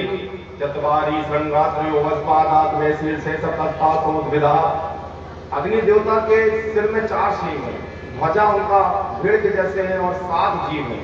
इसलिए जब हवन होता है तो बुझी अग्नि में हवन करने से यजमान का नाश होता है। अग्नि प्रकट यज्ञ नारायण भगवान। तो जो लपट निकलती है वो जीवा, जीव निकाल कर एक जीव निकली, दूसरी जीव निकली। तो अग्नि देवता जो है ब्रह्मा जी के पुत्र हैं। इनका विवाह दक्ष प्रजापति की एक कन्या है स्वाहा देवी, उनसे हुआ। अग्नि भगवान की पत्नी का नाम स्वाहा इसलिए है, स्वाहा बोलने से अग्नि देवता प्रसन्न होते। वह अपनी पत्नी को बड़ा प्रेम करते थे। स्वाहा बोलकर अग्नि की आहुति ग्रहण करते थे। तो जब आप स्वा और हा के बीच में आहुति छोड़ोगे स्वाहा, तो अग्नि भगवान बोलेंगे आहा, बहुत टेस्टी भोजन। और स्वाहा बोलने के बाद अगर बोलोगे तो उनका मुंह बंद हो जाता, फिर बाहर चले जाता। देवी पुराण में यह कथा था। उस समय अग्नि देवता उन्हीं के नाम को सुन सुनकर आहुति लेते हैं। यत्र नार्यस्तु पूजन्ते रमन्ते तत्र। फिर वायु देवता पहुंच जाते हैं कि हे देवी तुम भी मेरी पत्नी हो, स्वस्ति, तुम भी आओ, मुझ वायु का कार्य सिद्ध करो। तो वायु भगवान की पत्नी का नाम है स्वस्ति। स्वस्ति यानी स्वस्ति वाचन, जिस देवता का नाम लेते हैं। ओम स्वस्ति न इंद्रो वदस्रवाः स्वस्ति न पूषा विश्ववेदाः स्वस्ति नस्तारक्षो वरिष्ठनेमि स्वस्ति नो बृहस्पतिर्दधातु शुभ धन अस्ति यानी स्वस्ति। तो अग्नि देवता की स्वाहा नाम की जो पत्नी थी उसकी जो संतान हुई 3 पुत्र हुए। एक का नाम था आहवनी, आहवनी यानी हवन में जो प्रकट होती है उसे आहवनी। दूसरा का नाम है दक्षिणाग्नि जो शमशान में होती है, मृत्यु अग्नि जिसको कहते हैं होलिका, इसलिए होलिका पहले गांव के बाहर जलाई जाती है, गांव के दक्षिण की ओर, अब तो शहरों के अंदर होली जलाई। तीसरी अग्नि है गृहपत्य अग्नि जो हम चूल्हे में भोजन पकाते, इसलिए कहते हैं घर की आग कोई को देना नहीं चाहिए। पहले के समय में दीपावली होली के दिन की जो अग्नि को चना होरा आदि से भूंज कर सिद्ध करके लोग उस अग्नि के कंडे को लाकर घर में रखते थे, उसी को साल भर प्रज्वलित करते थे अखंड रूप में, कुछ ना कुछ लगाते रहते थे। पर अब ये संस्कार सब बंद हो गए। तो अग्नि देवता के जो तीसरे पुत्र हैं जिसको गृहपत्य अग्नि यानी खाना पकाने वाली अग्नि है, इनकी भी 2 संतान हुई। एक का नाम है पद्मक और एक का नाम है शंकु। एक बार की बात है कि शिव जी की प्रेरणा से पद्मक नाम के जो अग्निदेव हैं, इनका एक नाम सभाक, नर्मदा जी के तट में 1 लाख वर्ष तक घोर तपस्या की उन्होंने अग्निदेवता ने। तब उनकी तपस्या से महादेव जी का आसन डोला, प्रसन्न होकर महादेव जी कहते हैं पुत्र वरदान मांगो। उन्होंने वरदान मांगा कि प्रभु आप कृपा करेंगे तो सब कुछ संभव है, मुझे यह वरदान दे कि गंगा को छोड़कर जितनी भी नदियां हैं वो मेरी पत्नियां हो जाएं। शिव जी बोले लोग कब तो बात गंगा को क्यों छोड़ दिए तुमने? बोले गंगा तो श्री प्रभु हरि की पत्नी थी, तो मैं अपने इष्ट को कैसे, तो गंगा को छोड़कर जितनी भी नदियां को मेरी पत्नी हो जाए। भगवान ने वरदान किया दिया तथास्तु ऐसा ही होगा। ही अग्निदेव नर्मदा कावेरी कृष्णा यमुना गोदावरी बदस्ता सरस्वती चंद्रभागा इरावती कौशिकी सरयू गंडकी आह्लादनी सतलज सिंधु क्षिप्रा शतरुद्रिका, ये सभी 16 नदियां तुम्हारा 16 श्रृंगार होंगे, 16 संस्कार होंगे, और इनकी जितनी भी संतान होंगी वो तुम्हारे स्वरूप की अग्नि देवी होंगी। इस प्रकार नर्मदा सहित 16 देवियों को भगवान शिव ने सौंप दिया। जो पुत्र उत्पन्न हुए उन सभी का नाम था भीष्म।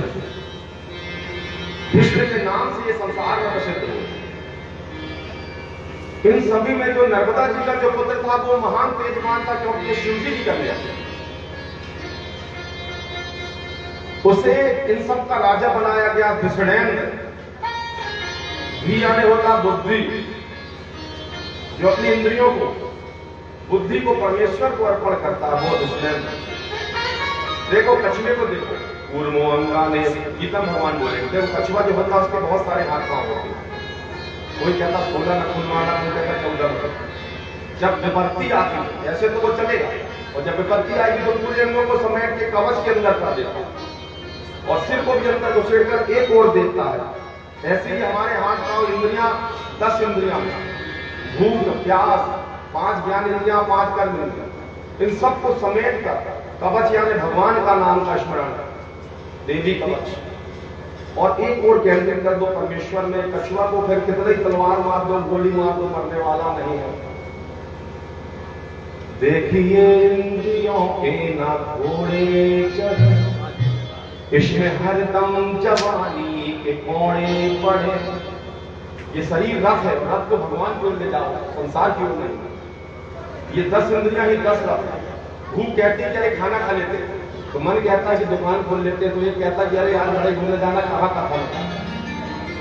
अपने रथ को सुमारग लगाते चलो, कृष्ण गोविंद गोपाल गाते चलो, गाते। आपकी जो 10 घोड़े हैं आपके रथ में, ये भागता, ये कहता यहां चलो, एक कहता वहां चलो, फिर घोड़े की दो किसको दे दो, कृष्ण को, और आप अर्जुन बन जाओ ना। भगवान गीता के आखिरी में बोले यज्ञ योगेश्वरो कृष्णो यज्ञ पार्थो धनुरास्त्र श्री विजयो नीति दुआ मतिर्मो। आखिरी 700वें श्लोक में एक सार निचोड़ देते हैं, इसको बन निचोड़ लो पूरी गीता एक तरह। क्या बोले हैं? यत्र योगेश्वरो कृष्णो यत्र पार्थो धनुरातस्त्री विजयो नीतिर्दवा मतिर्ममा। अर्जुन कौन है? नर, यानी हम। और कृष्ण कौन है? नारायण। अगर नारायण से संबंध बना लो, जिसके घर में भगवान का पूजन होता है, भगवान को ही ध्यान होता है, भगवान को भोग लगता है, उसकी सर्वत्र विजय होती है। जैसे लंका में विभीषण की। तो क्या बोला था भगवान ने? जिसकी लागी रे लगन भगवान में, उसका दिया न बुझेगा तूफान में। जिसकी लागी रे लगन भगवान में, उसका दिया न बुझेगा तूफान में। और दिया कौन सा हो? अब घी बत्ती ढूंढने वाला दिया नहीं। सुखदेव जी महाराज के पास कोई सामग्री नहीं थी और राजा दीक्षित तो एक लंगोट से गए, इतने सारे सामान खरीदे, शाम में व्यक्ति नहीं था। सुखदेव जी कहते हैं, हे राजन, कलश जलाने की जरूरत नहीं है, ये तो बुझ जाएगा। तो कौन सा कलश जलाएं? तेरे हृदय में जो परमेश्वर का आत्मा रूपी कलश है, ये घर जलता रहे तो रोज कथा चलेगी। और जिस दिन ये आत्मा निकल जाएगी, ये जोत बुझ जाएगी, इस दिन फिर ये कलश काम आने वाला नहीं है। तो कौन सा कलश जलाएं? शिव मानस पूजन में क्या बोलते हैं दुर्गा जी? क्या आते हैं? आप भी बैठे बैठे वो पूजन कर सकते हैं काशी तक की। जैसे मन मेरा मंदिर आंखें दिया वादी, जब होटे चलते तो तालियां बज रही है, होठों की हो तालियां। और ऐसी वाणी बोलिए जो मन ना आपका कोई और को शीतल करे, आपको शीतल होए। जब हम किसी को चंदन लगाते तो हमारे यहाँ स्वयं सुगंधित हो जाते हैं, आपके शरीर में चमकनाथ है। मन मेरा मंदिर आंखें दिया वादी, होठों की हो तालियां। तेरा नाम आरती आरती होया ओ रूपा ये लगता भैया, आप बताओ किसको माने? कोई कहता काली जी बड़ी है, कोई कहता है कि दुर्गा जी बड़ी है, कोई कहता है सरस्वती जी। इसी में हम भ्रमित हैं। तो माँ क्या कहती है? तू महालक्ष्मी काली थी, तू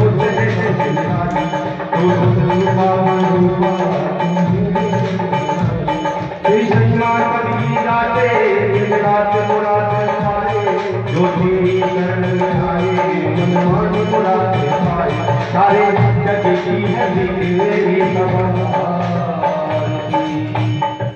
तो आपके रोम ही जीवा है। 3.5 करोड़ रोम होते हैं। जब प्रसन्न होता तो रोम खड़े हो जाते हैं, जीवा भी तुझी जाते हैं। आंखें ज्योत है, चंद्रमा मन है। चंद्रमा मन तो जाता, चक्षु सूर्य नेत्र है, सूर्य चंद्रमा नेत्रों में। इस शरीर के द्वारा विकट सामग्री को भी भगवान को प्रसन्न कर सकते हो, जैसे सबरी ने कर लिया। क्या था मीराबाई के पास? जेल में भी भगवान को प्रकट कर लिया। हम तो 56 प्रकार का भोग लगाते पर भगवान आते नहीं। इसलिए नहीं आते कि मीराबाई के पास जो था वो हमारे पास नहीं है। हमारे पास श्रद्धा तो है पर विश्वास नहीं है भगवान के ऊपर कि देखो हम अपनी दुकान 1 घंटा बंद करेंगे तो नुकसान हो जाएगा। अगर ये विश्वास हो जाएगा कि भाग्य का अगर है तो तोड़ कर आएगा, लेंटर तोड़ कर आएगा, और भाग्य का नहीं होगा तो लेंटर के अंदर से भी चला जाएगा। राजा परीक्षित 7 मंजिल में छोटे थे पर उनकी काल वहां पहुंच गई। तो नर्मदा जी का जो पुत्र था दुष्मेंद्र नाम का, वो सबसे बलवान था, अग्नि में सबसे बड़ा भाई था। यहाँ युधिष्ठिर कहते हैं कि अग्नि देवता के जितने भी पुत्र हुए उनमें मां नर्मदा का पुत्र शक्तिशाली कैसे हो गए?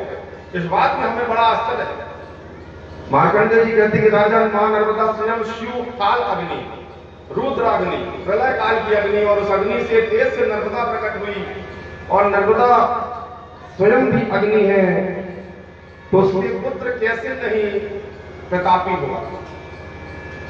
आज मैं वही वृत्तांत बताता हूं जिसके कारण से नर्मदा जी का पुत्र कृष्णेंद्र सर्वशक्तिशाली हुए। एक बार की बात है कि देवासुर संग्राम हुआ। भयंकर तारकासुर नाम के महान दैत्य को लड़ने के लिए यहाँ नर्मदा का पुत्र दशमेंद्र भी गया देवताओं की मदद करने।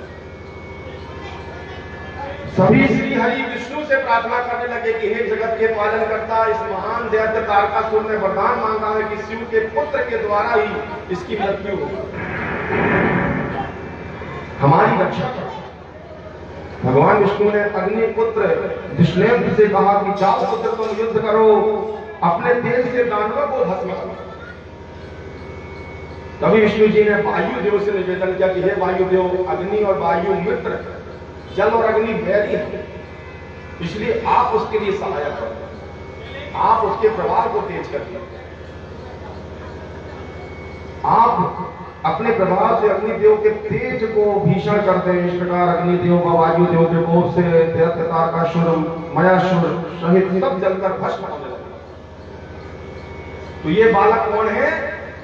जिसको कृतिका नाम की माताओं ने पाला था। हमने सुना है कि कार्तिकेय जी का जन्म हुआ था, पार्वती जी के गर्भ से नहीं हुआ था। क्यों नहीं हुआ था? देवी क्यों संतान को पैदा नहीं की? लक्ष्मी ने भी नहीं की, पार्वती ने भी नहीं की, सरस्वती भी। क्योंकि जो छोटा सा बालक प्रलय काल में महाविष्णु बट के पत्थर में लेता है, पांव का अंगूठा चूसता है, देवी पुराण में लिखा है सर्व खल विदम में वनाम ना नगरती सनातन। वो बालक को भगवान की, देवी की आदि शक्ति की माया मोहित करती है। वो अपने पांव के अंगूठे को चूसता है। क्यों चूसता है? क्योंकि ब्राह्मण का पांव के अंगूठा ही चरण है, उनमें ब्राह्मणों के दर्शन कर रहा है। विप्र भेद संत होते हैं, नील मनो होता है। उस समय वो बालक भूख से व्याकुल होकर अपने पांव के अंगूठे तक को चूसने लगता है। वो सोचता है कि कौन ऐसी माँ है कठोर हृदय की, जो मुझ बालक को इस पत्थर में ऐसे सुलाकर भाग गई। क्या उसे दया नहीं आई? मैं उन माताओं को श्राप देता हूं कि उनकी कोई संतान ना हो। और यही कारण है कि तीनों देवियों के गर्भ से कोई भी संतान नहीं हुई, गणेश जी महल से हुई। तो ये वही बालक है जो तारकासुर उठाकर ले जाने वाला था और वो जल में गिरा नर्मदा में, और वहां से कृतिका नाम की माताओं ने उसे पाला। उस बालक का नामकरण किया कार्तिकेय। बोलो कार्तिकेय भगवान। स्वयं अग्नि, मंगल के भगवान है कार्तिकेय, जो अग्नि के समान, देवताओं के समान। युद्ध में दानवों ने अग्निपुत्र धीष्णेंद्र को अनेक प्रकार के शस्त्र मारे उस बालक को। देखो, नर्मदा का नाम है नर्म यानी आनंद, दा यानी दायनी, और नर्मदा यानी नर्स, मदांध, कारणम, हरणम, सात मद। और मद कौन कौन से हैं? 6। काम, क्रोध, मद, लोभ, दंभ, दुर्भाव, देश। इसलिए 6 मुख यानी सडानम। ये 6 प्रकार के दोषों को नाश करते हैं कार्तिकेय नर्मदा के पुत्र।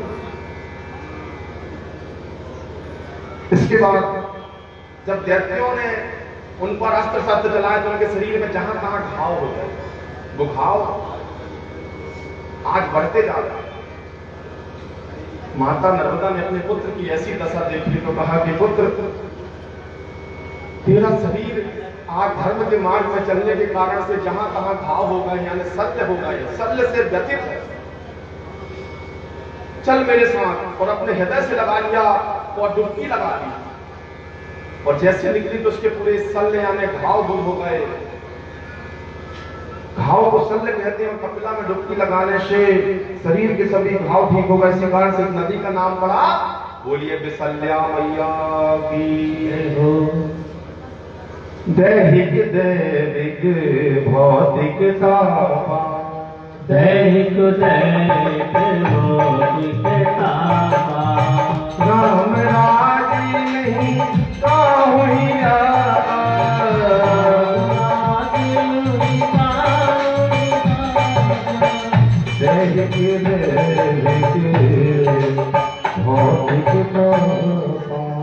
सत्रैव संगेव राजं भक्त्या परमया नपा प्राणं चक्रांति देवत्यांति योनि परमापति। मार्कंडेय जी कहते हैं, विसर्जन संगम की महिमा क्या करूं। जो मनुष्य भक्ति भाव से दान पुण्य स्नान शरीर त्यागता है, उसे स्वर्ग जाने से कोई नहीं रोक सकता। कपिला और नर्मदा का संगम हुआ है यहां से 4 हाथ के भीतर। सप्त पाताल वासनी पीपला नदी आकर मिली। पीपला यहां मिली, एक राज पीपला गुजरात में। बोलिए पिपलेश्वर महादेव की जय हो। शनि के ताप से बचाती है, क्योंकि समनो देवी रविष्ठो वापो बंती पीठ्यो समयो रवि शुभंत न सम दम दंड वेद सभी को शांत है। यहाँ कौरवों देवताओं ने पश्चात की शास्त्रों में कहा गया है कि जहाँ संत मुनि और देव स्थित हो वही स्थान तीर्थ बन जाता है, जैसे ये स्थान भी तीर्थ है।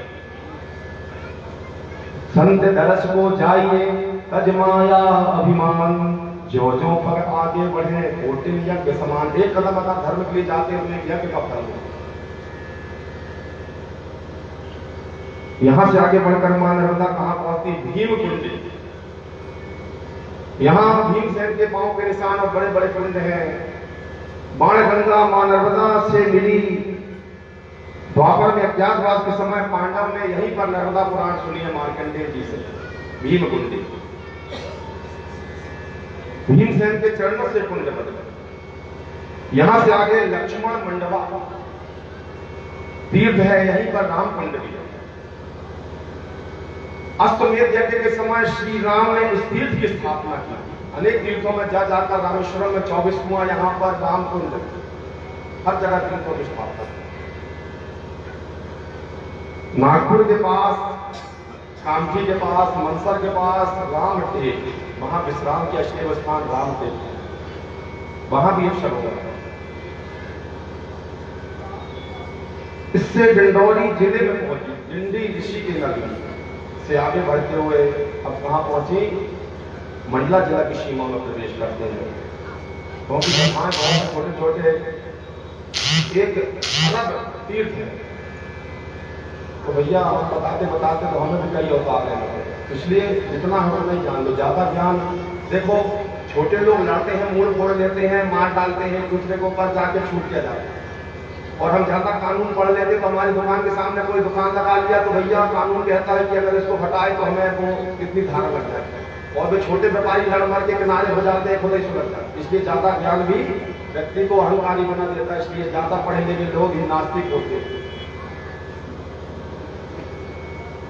यहाँ से आगे लक्ष्मण मंडवा तीर्थ, यहाँ राम कुंड है। अश्वेत के समय श्री राम ने स्थापना की। डिंडौरी से आगे बढ़कर मंडला में प्रवेश करती देवगांव नाम का स्थान। यहां कौन सी मैया का संगम है? बोलिए बूढ़ी माई मैया का। बुढ़नेर, बुढ़नेर का अर्थ है बूढ़ी माई। यहां परशुराम जी के पिता जमदग्नि मुनि थे, जिनके पास एक गाय थी, सुरभि, नंदिनी नाम का। तो एक बार राजा सहस्त्रबाहु वहां पहुंचे पूरी सेना से साथ में, पर बोले ऋषि मुझे बड़ी भूख लगी है। तो ऋषि के पास वो गाय ऐसी थी, बोला तुम बैठो बस स्नान करो, हम भोजन के वक्त करते हैं, और जो जिसको जो चाहिए था वो भोजन वो गौ देते। राजा को बड़ा आश्चर्य हुआ कि इतने छोटे से गांव में, झुड़की व्यवहारी में हमारी लाखों की सेना को भोजन कराने वाला ये संत कहां से आता? पता करो। एक दूत को भेजा, दूत ने देखा कि देखो वहां पर मुझे रसोई में ऐसा कोई चमत्कार नहीं दिखा, पर एक गाय बंधी वहां पर। राजा ने उस गाय को मांगा तो ऋषि कहते कि राजन गौ ब्राह्मणों की मां है, गायत्री है, इसलिए इससे बस छोड़कर जो मांगना हो ले जाओ।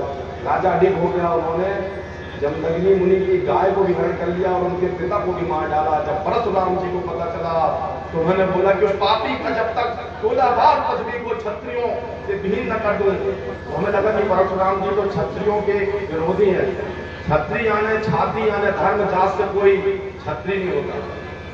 जो यज्ञ करता भगवान की छाती भूल जाती है। देखो भगवान की धर्म भगवान की छाती है और पाप पीठ है, तो धर्म दिखाई देता है। आपने आज से 20 साल पहले भी कोई मंदिर में 100 रुपए दिए होंगे तो आपको याद है, परंतु कितने मंदिरों की चप्पल चुराई होंगी वो किसी को याद नहीं, कितने पाप किया होंगे, किसी को भला बुरा कहा होगा, इसलिए पाप दिखाई नहीं देता। तो ये क्षत्रिय है, इनको छत्र यानी छत्र यज्ञ करना चाहिए, अन्यथा इनका पतन हो जाएगा। छाती भगवान ब्राह्मणों मुखमासीर बाहों में राजन ने कहा व्यस्त पेट, इसके व्यस्त को दान पुण्य करना चाहिए। लक्ष्मी उनकी देवी, ब्राह्मणों के भगवान है वामन, रक्षा बंधन। तो उन्होंने जब राजा सहस्त्रबाहु को मारा, अब यहां से देखो बुढ़नेर संगम के पास में एक स्थान है जहां भी तागी वाले भट्टी बाबा का आश्रम है। जब हम गुजरात में अंकलेश्वर से भरूच पहुंचे थे तो वहां पर उनके देवता है, तो गुजरात के लोग यहाँ आते हैं। मंडला में जलाराम सेठ और सुदामा मल ये सब उनके भक्त हैं। मई जून में उनकी तिथि आती, वो भी संत जो है उनका नाम भी भट्टी वाले बाबा है। एक बार उन्होंने अपनी कुटिया में आग लगाई, बोली अब मेरा मन नहीं लगता है। देवेंद्र के काम विधायक उनके शिष्य बोले क्यों महाराज जी? बोले अब मैं अपने गांव जाता हूँ नर्मदा के उस तट। तो वो छोड़कर चले गए, पर शिष्यों ने नहीं माना तो फिर बाबा जी को ले आए। तो दोबारा आए, पर एक दिन आग लगाकर फिर चले गए। और आज उनकी वहां पर स्थान और यहाँ समाधि श्री उस समय लोग आते हैं। ये हमें कहाँ पड़ा था? जब रत्न सागर से हम उस पार पहुंचे मीठी तलाई, सब पता चला उनकी महिमा। तो उस स्थान पर एक सफेद छिबले का वृक्ष है जो करोड़ों अरबों में एक ही है, जिसमें साक्षात गणेश जी विराजमान है। वो वृक्ष का फूल भी अगर किसी के पास हो तो वह कूदो नहाओ कूदो फले।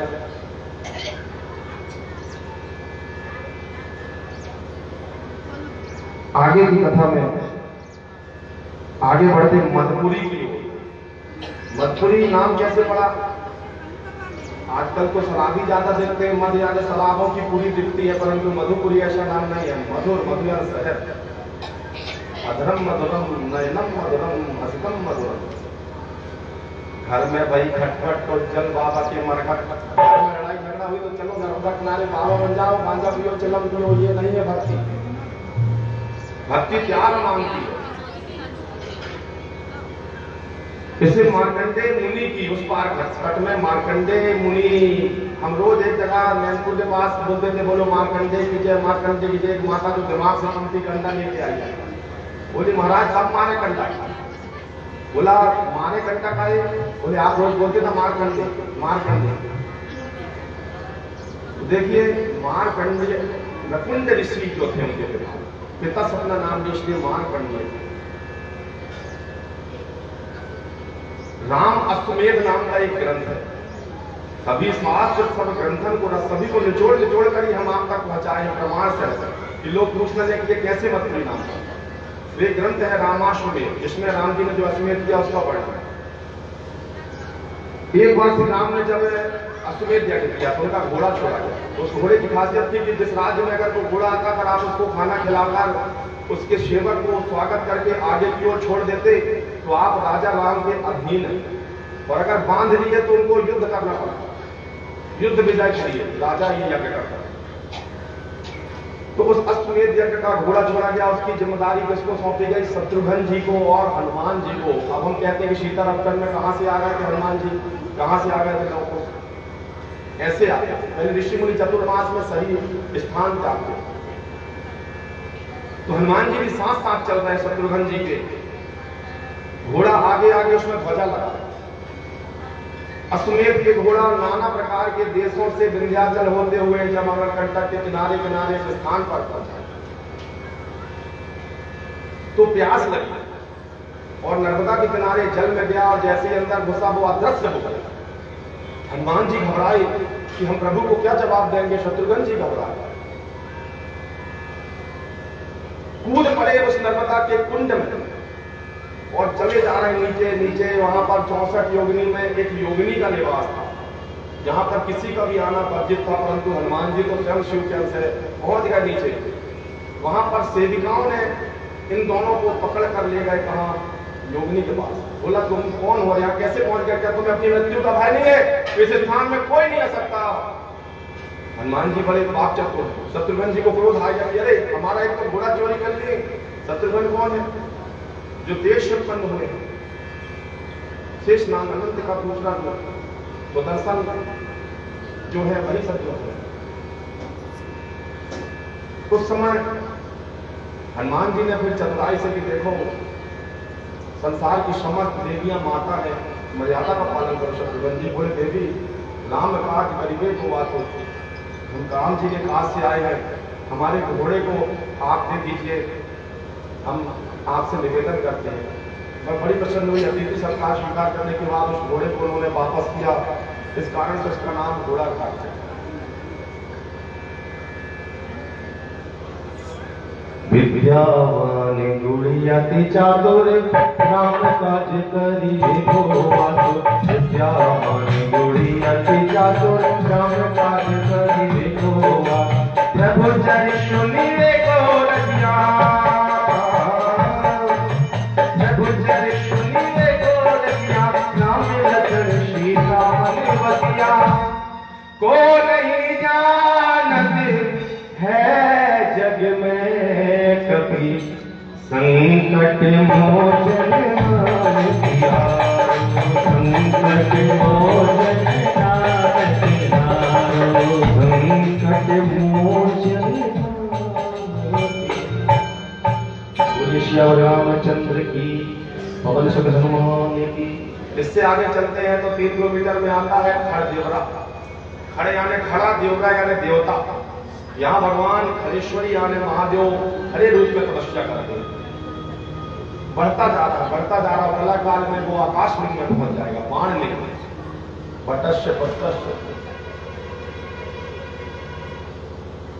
मार्कंडेय जी कहते हैं तत्देव तो भवेन्द्रायुष्टम महात्मनम कीर्तयामि नरश्रेष्ठम यदेश मनोमतः।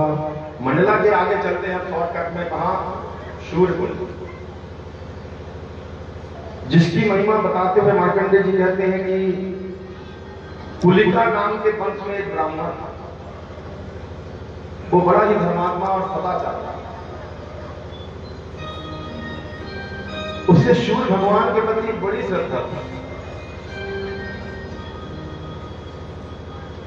ऐसा कहकर हर समय सूर्य भगवान को प्रणाम करते, प्रभु कभी तो मुझे हृदय से लगा। जपा कुसुम संकासम का सप्रियम माधुरीम तमोहरिम सर्पापन्नम प्रतोष दिवाकरम। ये कहां पैदा हुआ था? कुरुक्षेत्र, धर्म क्षेत्र कुरुक्षेत्र समवेता युग। वह सूर्य भगवान का रोज पूजन करता था। एक दिन वह सोया हुआ था, स्वप्न में भगवान कहे कि तुम मुझे बुलाते ही नहीं तो मैं कैसे आऊं, कल मेरे साथ चलता। ऐसा कहता सुबह हुई और जब सूर्य भगवान वहां से चलने को हुए वह पीछे पीछे चलता रहा। जहां वो सो जाते सूर्य अस्त हो जाता, वहां रुक जाता, फिर दूसरे दिन चलता। ऐसे चलते चलते वो सूरज कुंड पहुंचा। 100 योजन चलने के बाद जब नर्मदा तट में पहुंचा, विश्राम कर रहा था, उसी स्थान पर स्वप्न में सूर्य भगवान ने दर्शन दिए कि पुत्र मेरे पास आना एक साधारण इंसान के पास में, इसलिए ये उद्दंडता छोड़ दे। मैं तुझे दिव्य स्थान के दर्शन कराना चाहता था, अब तू यही रुक जा।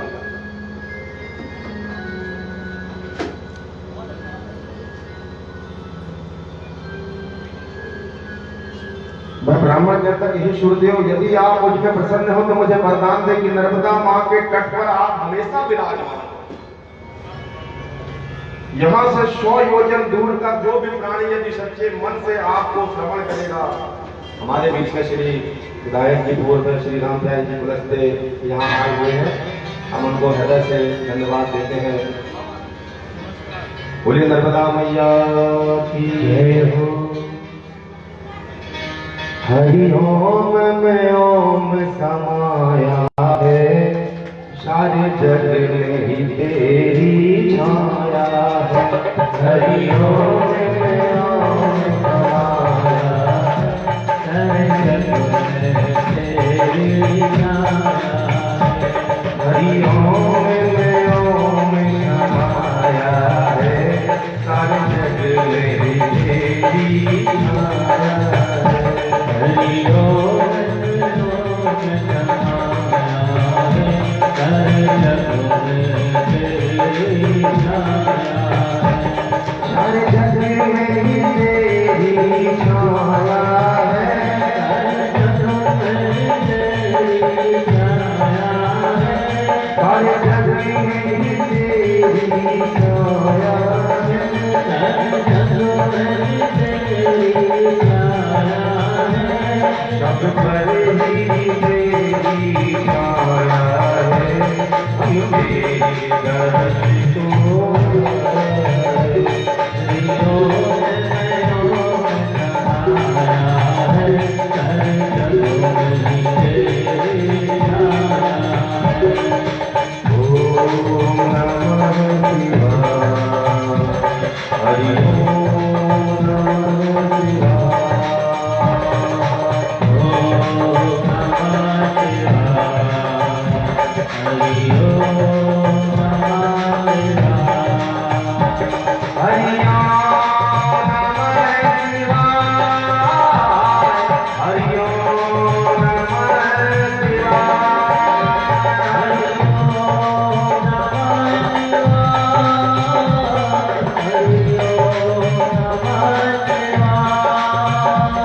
हरि ओम नमः शिवाय।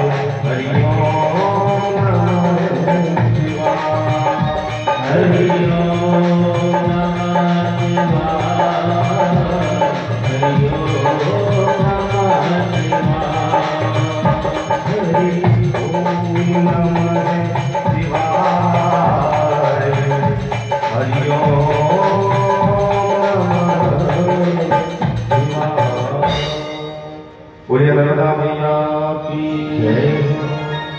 चलिए, तो देखिए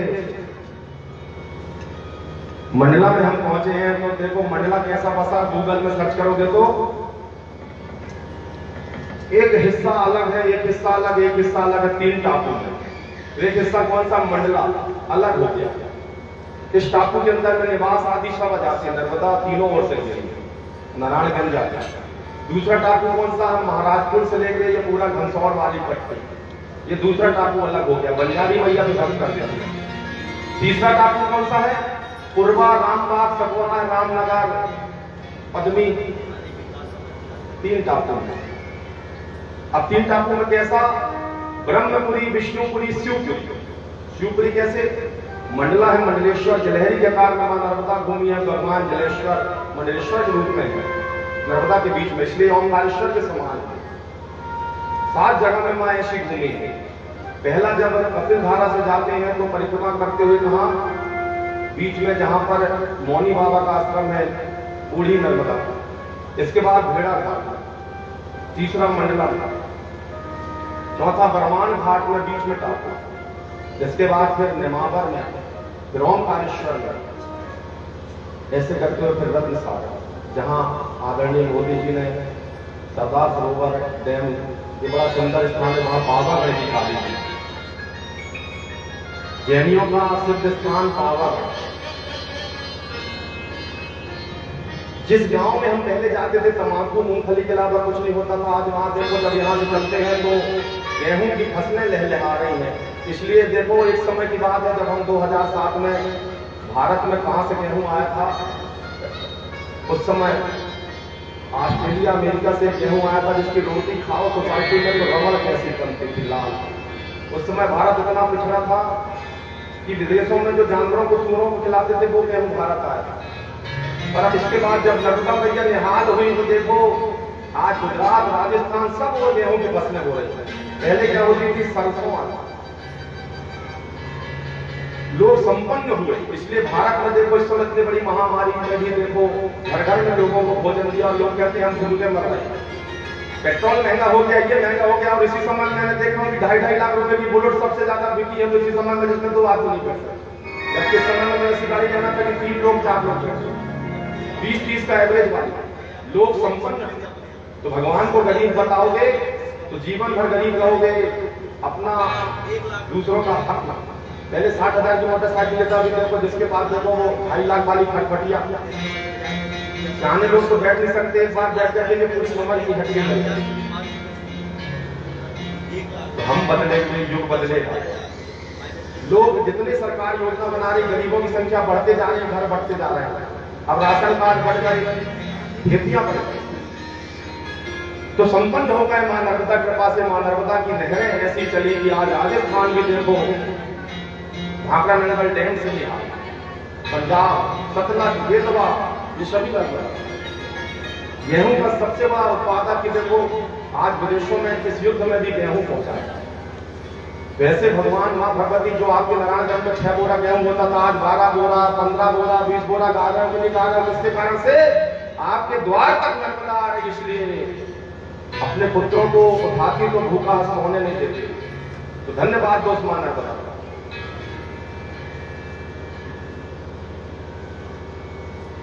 तो देखो 3 टापू में मंडला बसा। व्यास जी ने सोचा कि जब गंगा पृथ्वी में नहीं थी, सतयुग के पहले यहाँ पर आकर तपस्या की थी। अब यहाँ पर तपस्या की थी तो व्यास जी का आश्रम कहाँ था, महाराजपुर को कहते हैं सरस्वती क्षेत्र। महाराजपुर सरस्वती क्षेत्र है, मंडला शिव क्षेत्र है, शिवलिंग क्या कहा, इसलिए महाराज यानी पंडित से उसका नाम पड़ा महाराजपुर। क्यों? क्योंकि यहाँ पर मंडन मिश्र ने जन्म लिया, महान विद्वान कुमारी भट्ट का शिष्य, जिससे युद्ध लड़ने यानी शास्त्रार्थ करने केरला से शंकराचार्य जी आए। देखो जब शास्त्रार्थ होता था तो उनकी जो पत्नी थी उनको जज बनाया। धन्य है शंकराचार्य की पत्नी, तो पति का ही पक्ष लेगी, परंतु ये साध्वी, पर वो पत्नी बेचारी नित्य दोनों संतों की सेवा करती और भोजन प्रसादी की भी व्यवस्था बनाना, नर्मदा स्नान भी करना। वैसे में बैठी रहूंगी शास्त्रार्थ को 2 दिन, 3 दिन, 4 दिन, 5 दिन चल जाते। वो क्या करती थी, दोनों फूल की अच्छी सुंदर सुंदर फूलों की माला बनाते थे। इसलिए महाराजपुर के पास एक क्षेत्र है माली मोगांव, जो आज भी मालियों से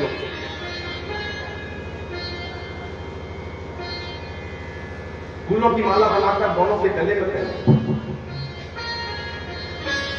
चुन चुन बनाई गुलाब गजरा, चुन चुन बनाई गुलाब गजरा, गाई मेरा चमेली सकल मोरा।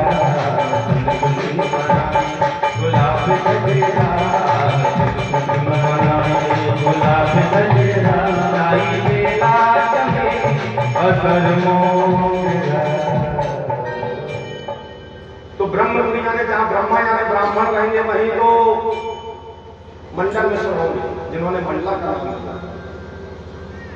तो देखो दो माला पहनाती थी, एक दिन साथ साथ खत्म हो गया। जब देवी आई नर्मदा जी से जल देकर तो शंकराचार्य ने बोला देवी आप तो जज हो, आप बताइए हम दोनों में कौन जीता। देवी ने पहले अपने पति की ओर देखा, फिर शंकराचार्य जी की ओर देखा, बोला महाराज जी हमारे पति पराजित हो गए। शंकराचार्य जी बोले कि ये तो सब सही हमारे पति पराजित हो गए, परंतु आप तो पता कैसे चला, या तुक्का तो नहीं मारता। बोला तुक्का नहीं, मैंने सच बोला। बोला कैसे? देखो जब व्यक्ति हारता है या क्रोध आता है तो उसके शरीर का आवेश बढ़ता है, गर्मी पड़ती है। उस गर्मी के बढ़ने से मेरे शरीर पति के शरीर का फूल मुरझा गया। और जो व्यक्ति प्रसन्न होता है, प्रसन्नानंदं नीलकंठं दयालु, उसके मस्तक से ही गंगा या शीतलता बहती है। तो आपके फूल ताजे से आप विजय हुए, धन्य देवी। आज मैं यहाँ विजय हूँ। बोला देखिए पति का धर्म है, धर्म पत्नी का, बोला पति के धर्म की रक्षा करना। मेरे पति हार गए परंतु मैं साक्षात करूंगी। शंकराचार्य जी बोले कि देवी आप साक्षात बोले हाँ, मुझे अपने पति का मान बढ़ाना है। महान पुरुष साक्षात हुआ। उन्होंने गृहस्थ जीवन से संबंधित प्रश्न कर लिया। मंडन मिश्र की पत्नी ने, शंकराचार्य जी हार गए, उन्होंने एक मुर्दे के शरीर में प्रवेश करके गृहस्थ जीवन की जानकारी ली और पुनः आकर फिर साक्षात किया। और फिर तो बोले कि धन्य है देवी, तुम जैसी ही नारियां धर्म पत्नी कहलाती, जो धर्म को धारण करती। आज से इस नगरी का नाम मंडन मिश्र के नाम से मंडला हुआ। आज भी इलाहाबाद में जाओ, शंकराचार्य मंदिर में मंडन मिश्र की प्रतिमा लगी है। धन्य है महान विद्वान जिन्होंने मंडला को नाम दिया। परंतु हमने उनको क्या दिया, तिथि आने में भी याद कर लेना बहुत बेकार।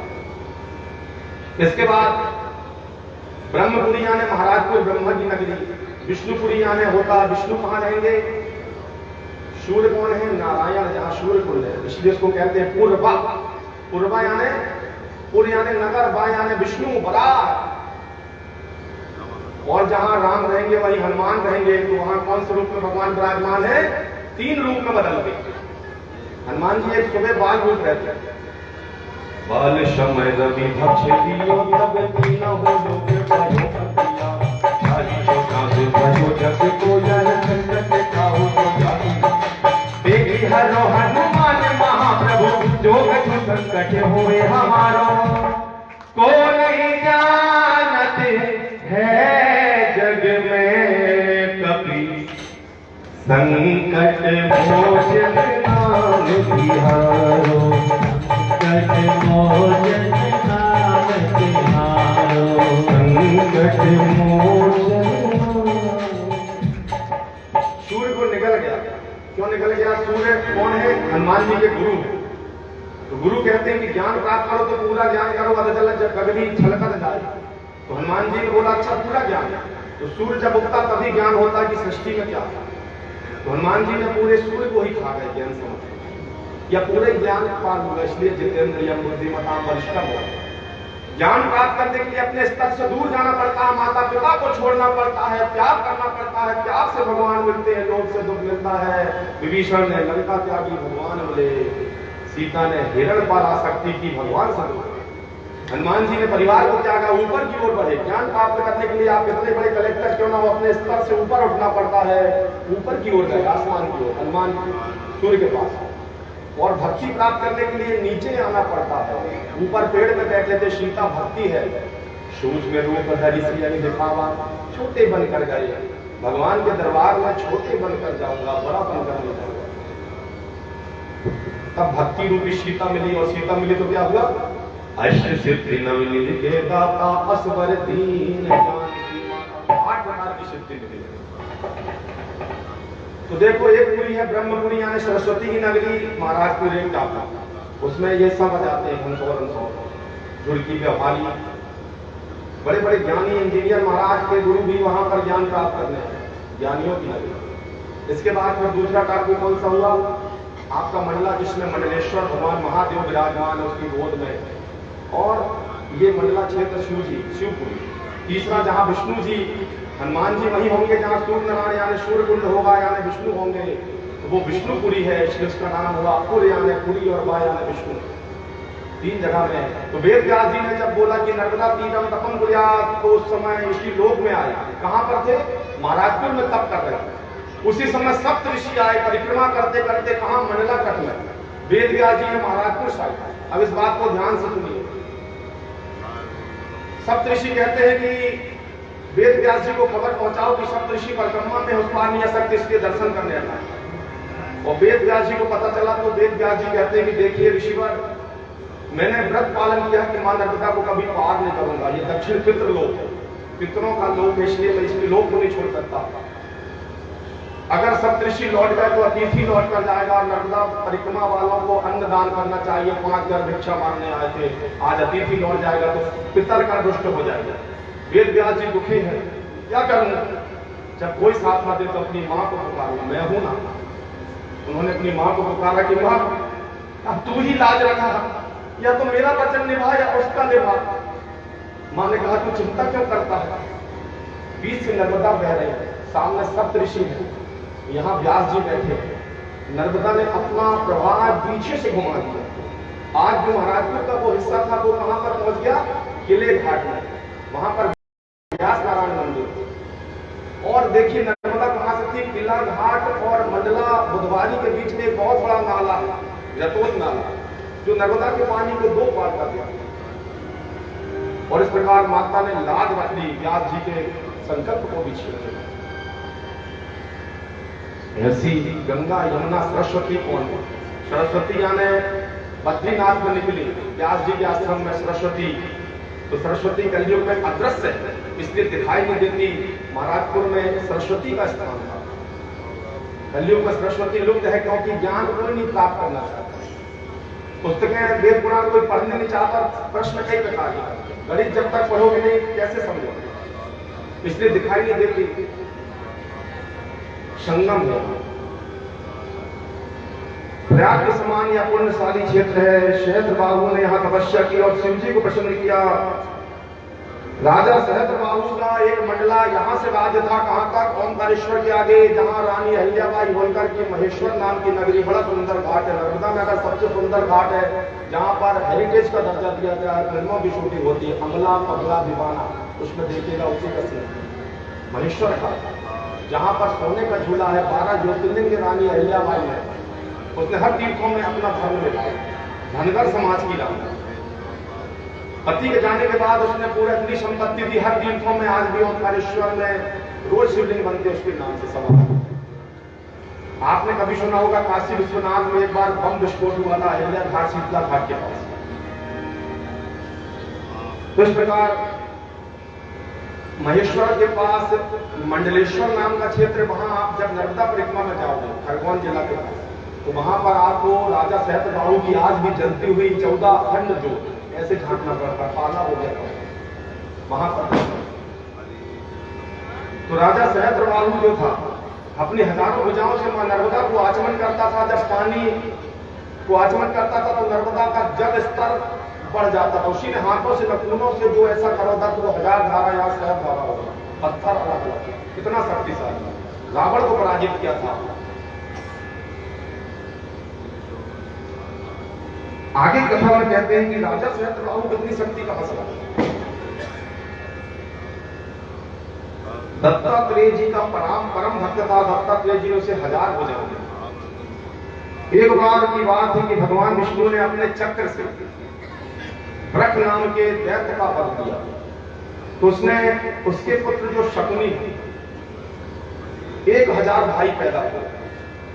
वे सभी नर्मदा किनारे तप करने लगे कि हम ऐसा तप करेंगे कि हम विष्णु को पराजित कर दें। भगवान विष्णु को मारने के लिए शिव जी की तपस्या की, जिससे देवताओं को चिंता सताने लगी। भगवान विष्णु से विनती की, भगवान ने अपने चक्र से 1000 को एक बार में मार दिया। उनकी आत्मा मरते समय व्यक्ति का जो ध्यान होता है उसी योनि में चला जाता। मरते समय अगर कुत्ता बिल्ली में ध्यान होता तो वहीं चले जाओगे और परमेश्वर ने नामा तो मुक्ति। वैर भाव था तो पुनः पृथ्वी लोक में आए, भटकते भटकते,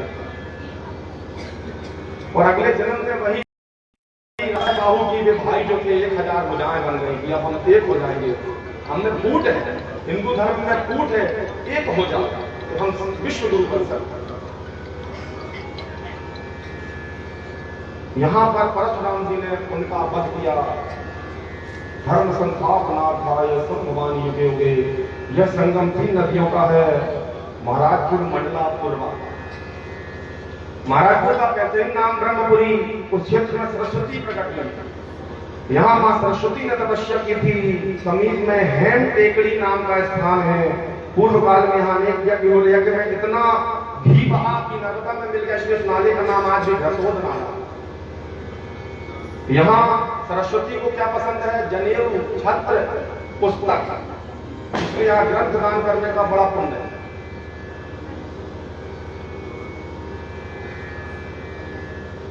कलयुग में जूते शोरूम में बिकते हैं और धर्म ग्रंथ फुटपाथ में बिकते हैं। जहां जाओ फुटपाथ में ही मिलेंगे, मंडला में, बड़ चौराहा में, और जूते मिलेंगे बाटा शोरूम में। इसलिए कलयुग में लोगों को ज्ञान से ज्यादा जूतों की जरूरत है। तो सरस्वती कहती है कि मैं यह क्या करूंगी, इसलिए अदृश्य होती।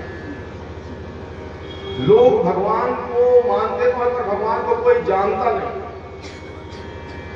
राम जी ने अपनी पत्नी को गर्भवती बनाकर जंगल में छोड़ दिया।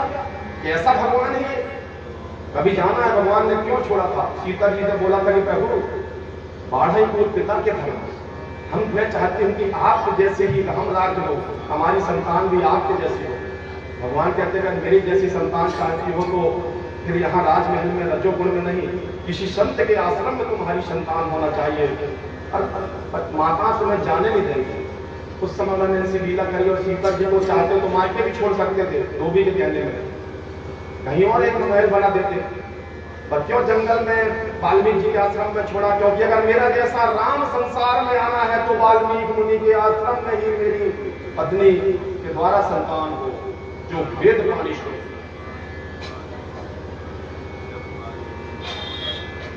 इसके बाद मंडला 4 स्थान में भगवान साक्षात विराजमान है। मंडला, अमरकंटक, ओंकारेश्वर, भेड़ाघाट। यह मां नर्मदा जलहरी के आकार में परिक्रमा करती हैं। द्वापर में शव वेदवाद जी ने यहाँ तपस्या की। आगे हम चलते हैं सहस्रधारा से आगे की ओर, अब झुड़की व्यवहारी की ओर भी पहुंचते हैं। तो एक बार की बात है कि रावण को पता चला कि देखो मैं सहस्त्रबाहु से हार गया, क्या कारण है? तो उसने पता लगाया कि अनसुईया के आश्रम में जब नर्मदा जी गई चित्रकूट, उन्होंने बताया था कि नर्मदा की बड़ी महिमा है देवी, तेरे तट में किया गया पुण्य करोड़ों यज्ञों का फल देता है, कोई भी वस्तु दुर्लभ नहीं। इसलिए राम जी भी यहाँ आए। तो उसने यहाँ पर तपस्या करनी शुरू कर दी।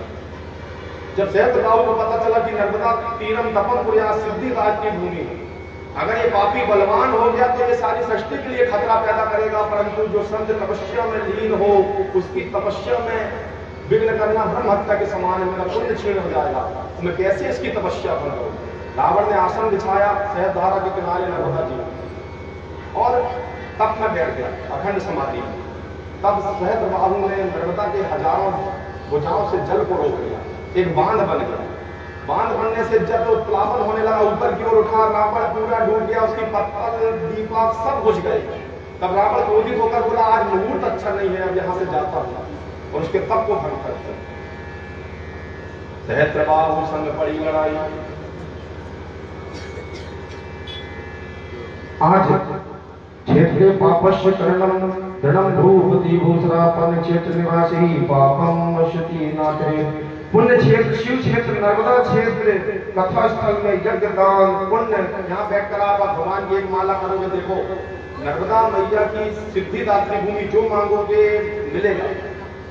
देह नर्मदा माई रे, अगर माँ ने आपको यहाँ पहुंचाया है तो उसकी ब्रह्मा से भी तो कोई नहीं आता, तो मांगो उससे, फिर तो हम चले जाएंगे अपने धाम, दक्षिणा मिल जाएगी। पर आपका कल्याण हो, जब हम आएंगे अगली बार तो आप बताना कि क्या मिला। अब आना ना आना तो आपके ऊपर है, आप मुझे बुलाओगे तो आएंगे, क्योंकि हम अपनी इच्छा से नहीं आते, पर इच्छा से आते।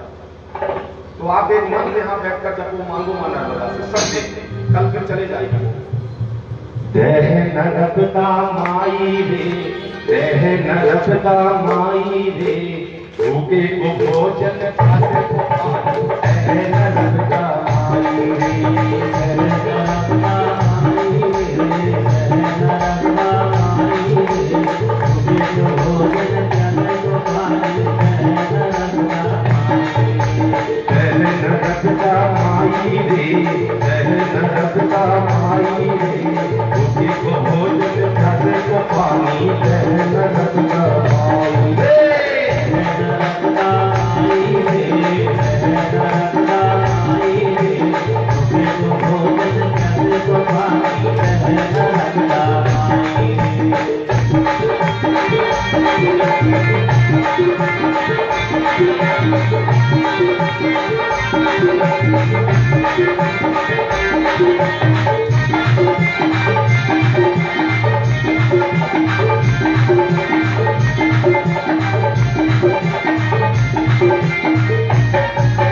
पूरे मगन कीन सवारी हाथ कमल को भूल गए, पूरे मगन कीन सवारी हाथ कमल का भूल गए, पूरे मगन कीन सवारी हाथ कमल को भूल गए, पूरे मगन कीन सवारी हाथ कमल का भूल गए। और मांगे भैया से क्या? सबको देती रिद्धि सिद्धि, सबको देती रिद्धि सिद्धि, हमें कहीं क्यों भूल गए, जब मरकता माई रे, जब मरकता माई रे, भूखे को भोजन खाते को पानी, मरकता माई रे, मरकता माई रे, मरकता माई रे, भूखे को भोजन खाते को पानी, मरकता माई रे, मरकता माई रे, भूखे को भोजन खाते को पानी, मरकता माई रे, मरकता माई रे, मरकता माई रे, भूखे को भोजन खाते को पानी, मरकता